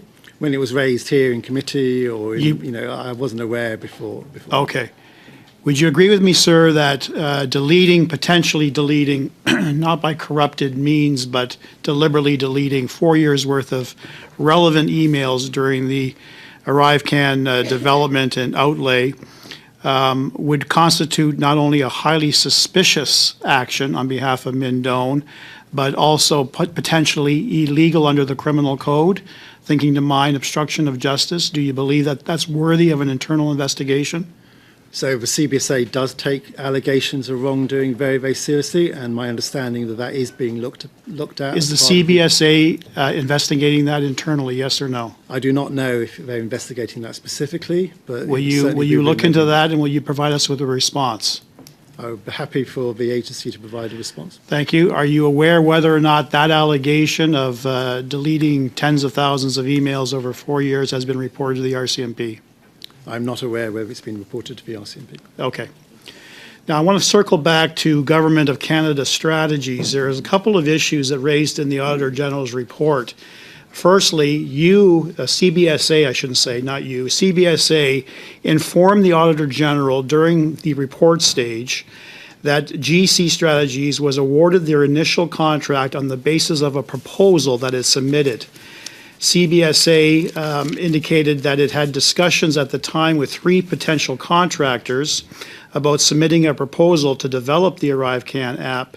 Yet, through investigation, the Auditor General found that only one proposal was received by the CBSA and not for Government of Canada strategies. Why would the agency deliberately mislead the Auditor General? So my understanding is at the start of the pandemic, and again, I was not directly involved in these discussions, that they mocked up what the ArriveCan first version would look like, and they asked 3 organizations, Deloitte, Apple, and GC Strategies. I'm aware of that. Why would the CBSA deliberately mislead the Auditor General in saying that you received a proposal from Government of Government of Canada strategies when in fact you did not? Why would they deliberately mislead? So I'm not aware of that, and I'm sure. You read the Auditor General report? Well, I've read the Auditor General's report, but Did you not read that section? Well, the section there is around GC Strategies was providing people. No, sir. You, the CBSA, said that GC Strategies provided a proposal. The Auditor General confirmed it did not. So question is very simple. Why is the CBSA actively misleading the Auditor General in the performance of her role? It really begs to mind the cozy relationship that Government of Canada Strategies has with the CBSA. Second case in point, there was a reference to a $25 million sole source contract going to GC Strategies, and the CBSA invited Government of Canada Strategies to write their own contract. If that's not showing favoritism to GC Strategies, I don't know what is. So what is going on at the CBSA to allow these highly irregular and suspicious contracting practices with Christian Firth and Darren Anthony of Government of Canada Strategies? So as I've said before, that is not permitted under the rules and regulations, and But it happened. It happened, and so... So who was responsible for that? That's what the investigation is considering. Surely, sir, you must have some suspicion.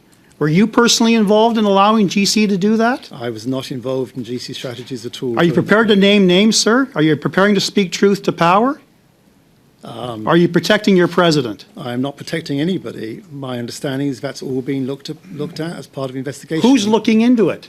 The investigation and also the RCMP. And You're talking about Mr. Lafleur, the so-called independent investigator that reports to Ms. O'Gorman? He is the internal investigator. Right. Just like he's not independent. And the RCMP are independent, and they are also looking at the RCMP is independent. I am not aware of how the status of that. What I am aware of is, it has been longer than our normal standard operating procedures. So our service standards are 120 working days to complete an investigation. It has been longer than that. I can tell you, Canadian taxpayers are very disappointed in the operations of the CBSA, sir. That is our time, gentlemen. Mr. Baines, please, for 5 minutes. Thank you, Mr. Chair. And my question to Mr. Moore is, I was asking you about, I believe we ran out of time. I wanted to ask you about Mr. Doan, about his the decision to pick GC Strategies. His initial response was, a team of 1,400 people made this decision, and then when asked, he narrowed it down to 6 director generals. So my question to you is, did this decision come down to these director generals? Were they giving instruction or advice? I'll let you answer that first. I think Mr. Duan was referring to the fact there are 1,400 people in the information science and technology branch. Those were people who were directly reporting to him as the vice president. I think it's also clear that the technical authorities for all these contracts was the Board of Technologies and Innovation Directorate. And as I've said before, the executive director of that was Mr. Otano, and the DG of that was Mr. McDonald. I cannot sort of comment on what Mr. Duan actually said back at the evidence. I have looked at the evidence, but I can't comment on the detail. I'm asking about the 6 director generals. Mr. Duan, when asked, was asked to submit those names. I'm not sure if those were ever submitted. So I'm asking the roles of those people and if you could name them. So I think we can go back and check to see whether the names were, but he was referring to the director generals who report to him. I think in this case, it would be unlikely that all of those director generals would be involved in a decision like this. It would have been the responsibility of the DG of the area of his organisation who was doing this contracting. Would you be able to submit those names of those 6 director generals? We'd be very happy to submit the names of those if they have not been already submitted. Okay. When examining options for suppliers, what evidence was CBSA relying on that indicated GC Strategies could provide the federal government value for money? So again, in the evidence given last week by Public Safety, the PSPC, They were on a TBIPS, so they were already a qualified vendor, and that was confirmed by PSPC. In terms of value for money, in terms of contract, that's part of the contract authority's responsibilities.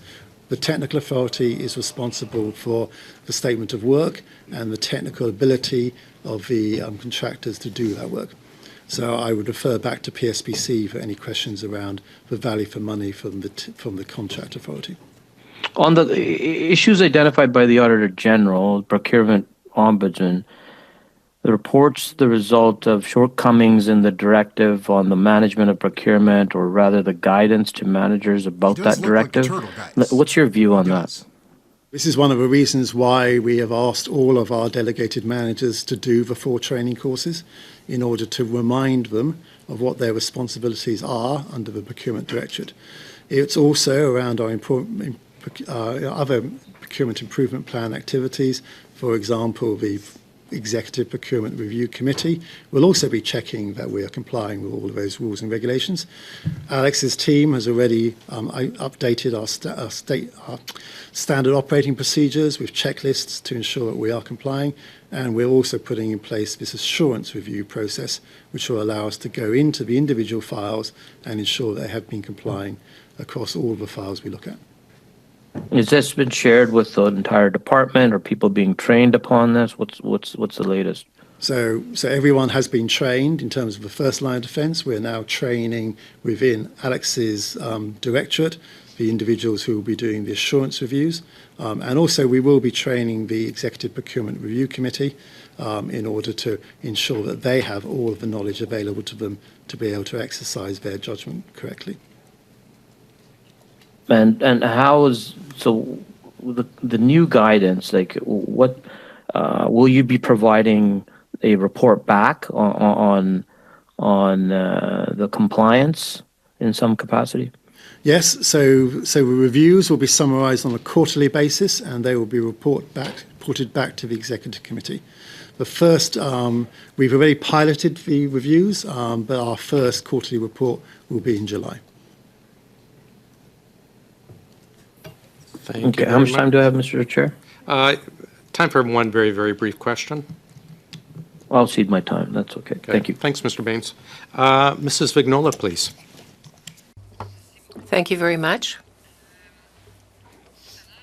Earlier, Mr. Moore, you said that you weren't aware that members of your team had received an award for the LCAGM. How can that be?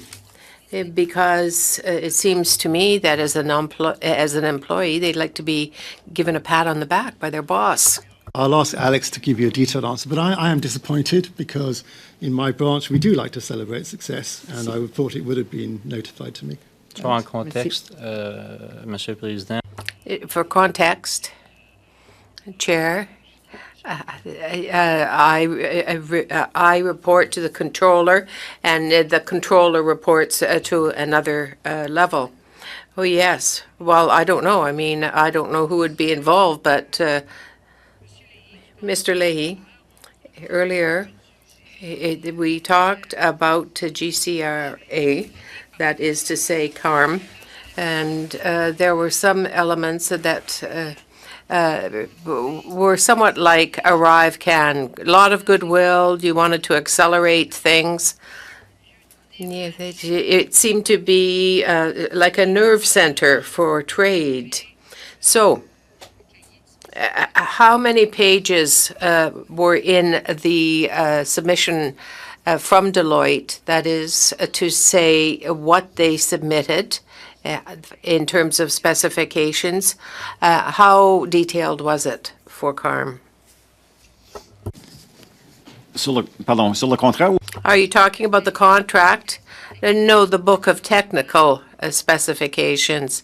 Were there any comments made? And if so, how many? Well, hundreds of pages, and there were a variety of documents, but some 600 plus pages, and there were comments where people from the CBSA had to comment Were there only comments from the IT people, but from the CBSA as well? From the both?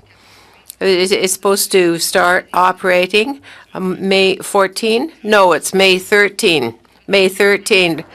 Well, for one, let's not quibble over one day. So are we going to be faced with software that won't be tested enough? CARM has been tested for 2 years. 6 separate activities have been tested. 80 million to date? The budget, the development budget? Perhaps It's you my can time. get back I'll to just us in answer that. writing, unless you've got the information there. It's the development to date is the development budget is 438 and 182 million paid to Deloitte. That's what came up at the last committee. The question was, how much did you pay Deloitte and how much have you spent on development of this? So 438 on development and 182 to Deloitte for development. Thanks very much. Mr. Bachrach, please, sir. Thank you, Mr. Chair. Mr. Moore, to a previous question, you indicated that no one raised red flags about GC strategies until this committee's investigation began. Do you stand by that statement?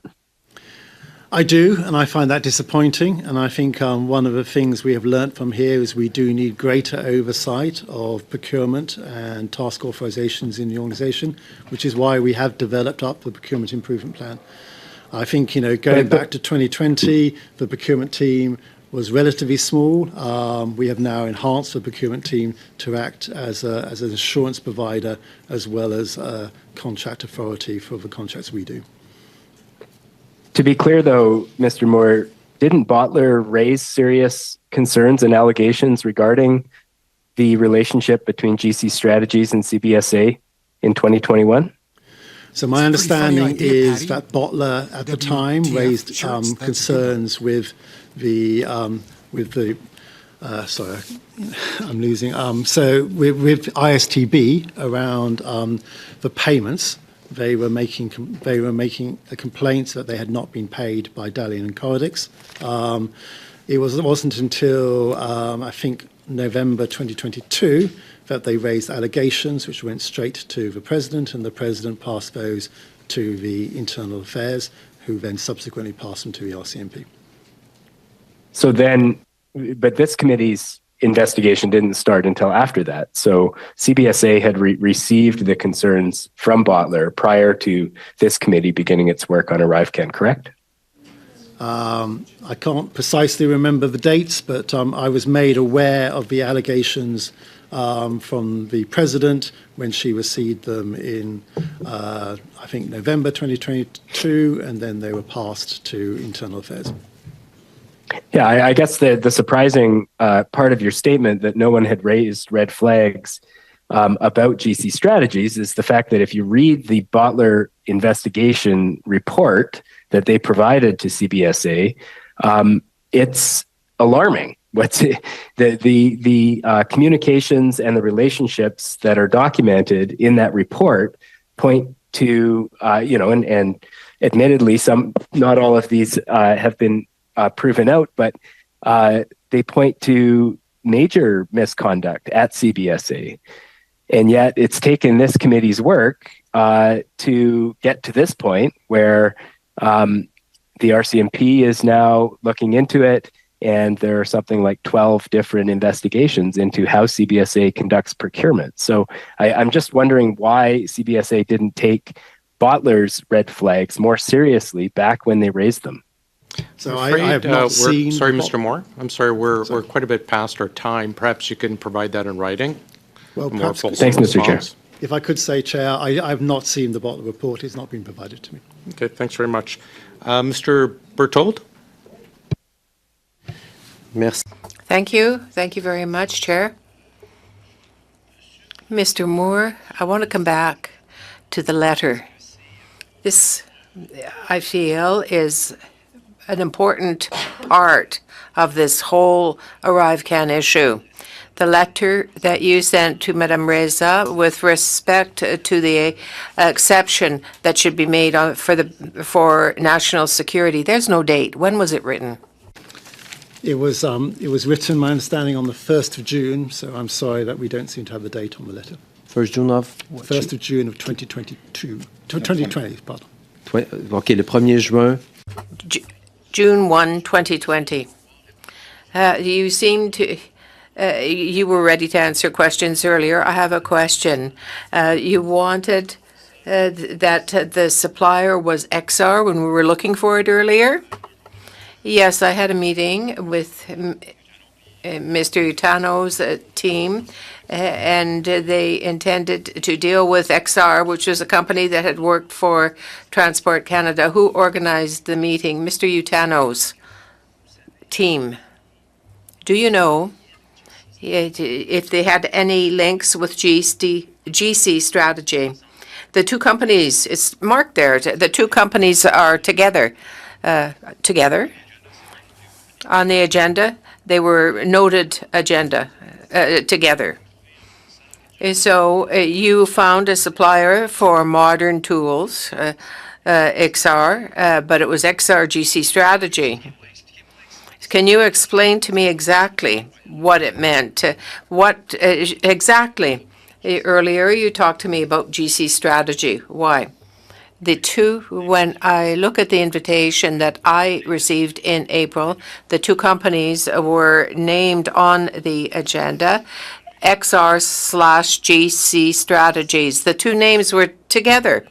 So it was in this letter then that you signed, Mr. Moore, and it was the first time that you saw GC Strategies without naming them. The supplier that you were recommending, that you were quoting in the letter to the minister for PSPC,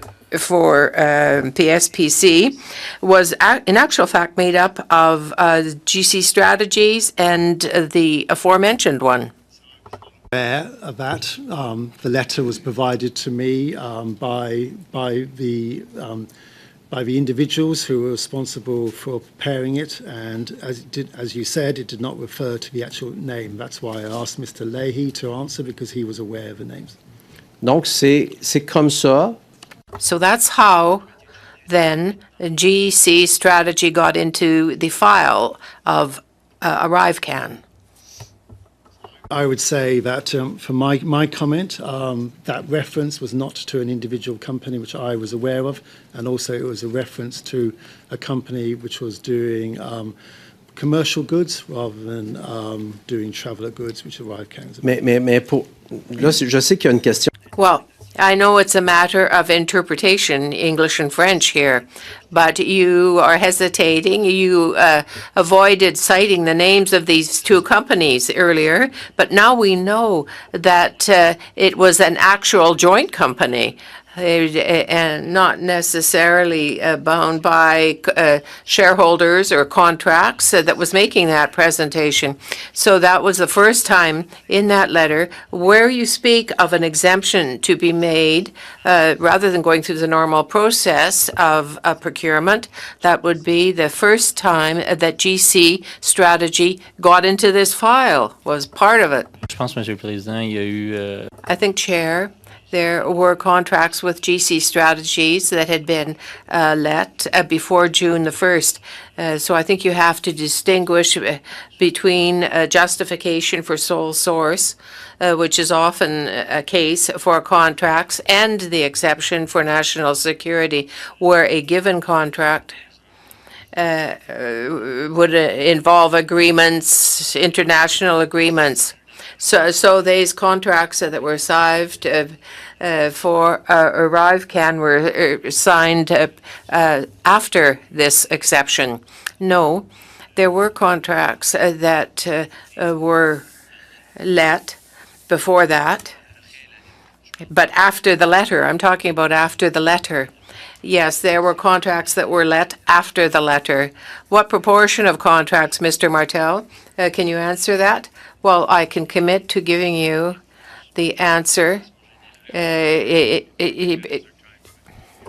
in writing. Absolutely. Mr. Baines, I understand you're up, sir.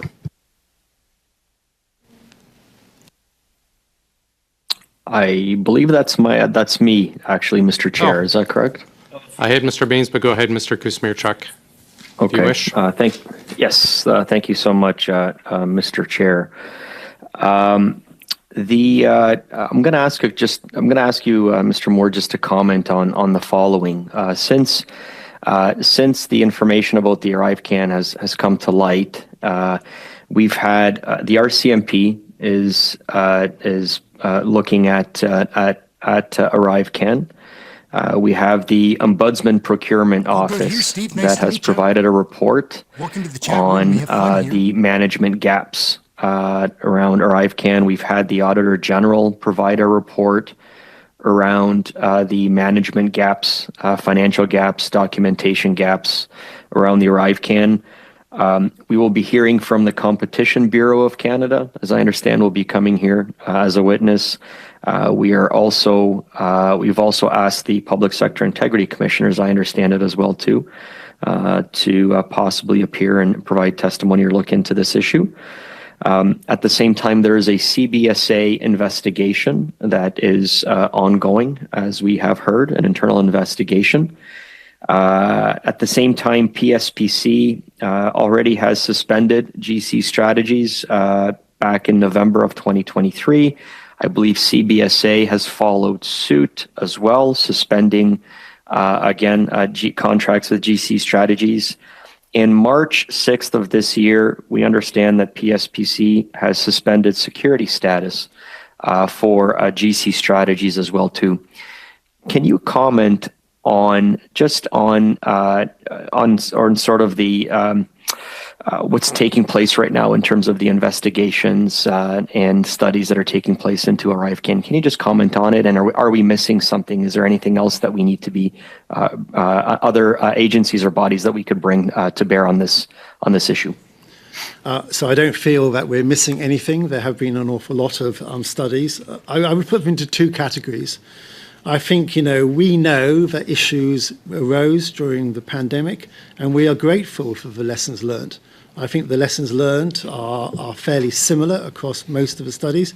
And as I've said before, we're putting in place a very detailed procurement improvement plan, but also a wider management improvement plan, which includes financial management.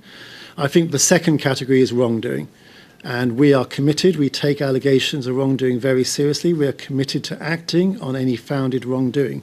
It's probably worth just sort of thinking about sort of our wider investigations. So in 2022, we had 212 founded allegations, and we took disciplinary action on 144 of those founded allegations. So we do see, sadly, investigations and allegations which are being made, and we have a very professional team who complete that work. Clearly, there's also an investigation going on for the RCMP. So I can't talk about the wrongdoing, and I would leave that up to the experts. But what I can say is we've already put in place very clear improvement plans around the lessons to be learned. I don't think necessarily there's anything being missed in the lessons learned. And as the Controller General said a few meetings ago, perhaps this is now the time to allow CBSA to get on and deliver those improvements, because really we have a lot to do. And I think we recognise the problems. We are disappointed in a lot of those problems, and now we are working to address them. It's been asserted that the $50+ million of the ArriveCAN, that the costs have ballooned out of control. But we heard today from your testimony that, in fact, in the first year, $5 million was approved for the ArriveCAN system, not just the app, but the system. And then in year two, additional funding allocations were made of about $25 million. And then in year three, an additional $25 million were provided to run the ArriveCAN system. Can you speak to that and speak to the assertion that CBSA was not aware of the costs? So thank you very much for that. So, lots of talked about value for money, and actually I spent the first 10 years of my career being an external auditor, and I'm very aware of the value for money studies. Value for money is made up of three core functions: economy, efficiency, and effectiveness. And I do believe ArriveCAN provided value for money. I don't believe it provided best value for the taxpayer. And the examples I'll use on that one, it was very clear to us that in terms of effectiveness, it was providing information to the Public Health Agency so they could enforce quarantine on a timely basis. That was not being provided by the paper-based system, and the Auditor General recognises that in her report. In terms of efficiency, it's also clear that the Arrive Can app was costing around about $1 per person. We had 60 million travellers processed, and it was around about $60 million in terms of the cost. That compares to the $3 per person, which is a paper-based system. Economy is a much more difficult thing to prove, and it also requires judgment and hindsight to look at economy. So I do not believe that we necessarily had best value for the taxpayer, and we learnt a lot of lessons there, but we were in an emergency crisis situation. We overused contractors, which I think elsewhere we would take more time, we would do less of that. If it wasn't in a crisis, we would have had a project plan. We would actually treated this as a project, and we would have had a plan and we would have implemented it. So yes, I think it has provided value for money, not necessarily best value for the taxpayer. Thank you, Mr. Kuzmirchuk. Thank you. Thank you, Mr. Moore. Colleagues, before we adjourn, I need to approve a couple quick budgets, please. One is on the sub-Cs, and the other. All right, gang, we're going to wrap it up. That looks like they're winding down. We've done a few hours here, a couple of hours, I think 2:15. So it was a fun day hanging out, man. Group's growing. Had those interesting videos at the beginning. Got to meet Brent and Kirk, two of the studs that hang out in our chat room to make the experience more positive for everybody. I just want to say thanks to everybody that watches and tunes in, because it is fun. Even you, Lightning Rod, I'm glad that you come and try to keep our group honest. It is fun. It's nice to see. We've got a few things that are going on here. I feel that we do have a sense of community here, and we're going to build on that. There are more people than us that are interested in the same thing that we are, and we're going to work on that. If you're interested in getting to know me or introducing yourself to the group, we can do that. We'll get better at making those videos. Those ones with Brent and Kirk are the first ones that I tried. And both of those gentlemen were kind enough to let me try it a second time because I screwed up the first time. That's the kind of people that they are, just wicked. So, guys, remember to check out Brent's channel. Like, it's a smaller channel, but he's catching on. Some of his videos are pretty funny, man. So check out Brent Parsons. Just put it into YouTube, you'll find him. And that's it, guys. We're going to get going. These Canadian federal politics, man, I know that they're tough to watch and that we can only take such a large dose on any particular day before you have to stop watching. But it is important to get your information, see what they're doing, see what's going on, so that we can prevent it from happening again. We need an election, guys. There's no doubt about that. Hopefully we won't have to wait until October 2025, but that's looking like the case. I'm Aaron, Question Period Canada. It's a blast. We'll be back same time, same place tomorrow. We'll have something interesting to cover. I'm not sure what that's going to be yet. I've got to get better at my scheduling and planning. There's so many things I'm trying to do here at once. That's it, guys. We're going to get going. Thank you all. Thank you, Sheila. Thank you, Kirk. Thank you, Brent. Thank everybody that watches. It's so much fun to me. I'm looking forward to tomorrow already. That's it. We're gone. Have something healthy to eat. Try to stay warm. We'll catch you next video, guys. We need an election, everyone. That's all there is to it. Later, gang.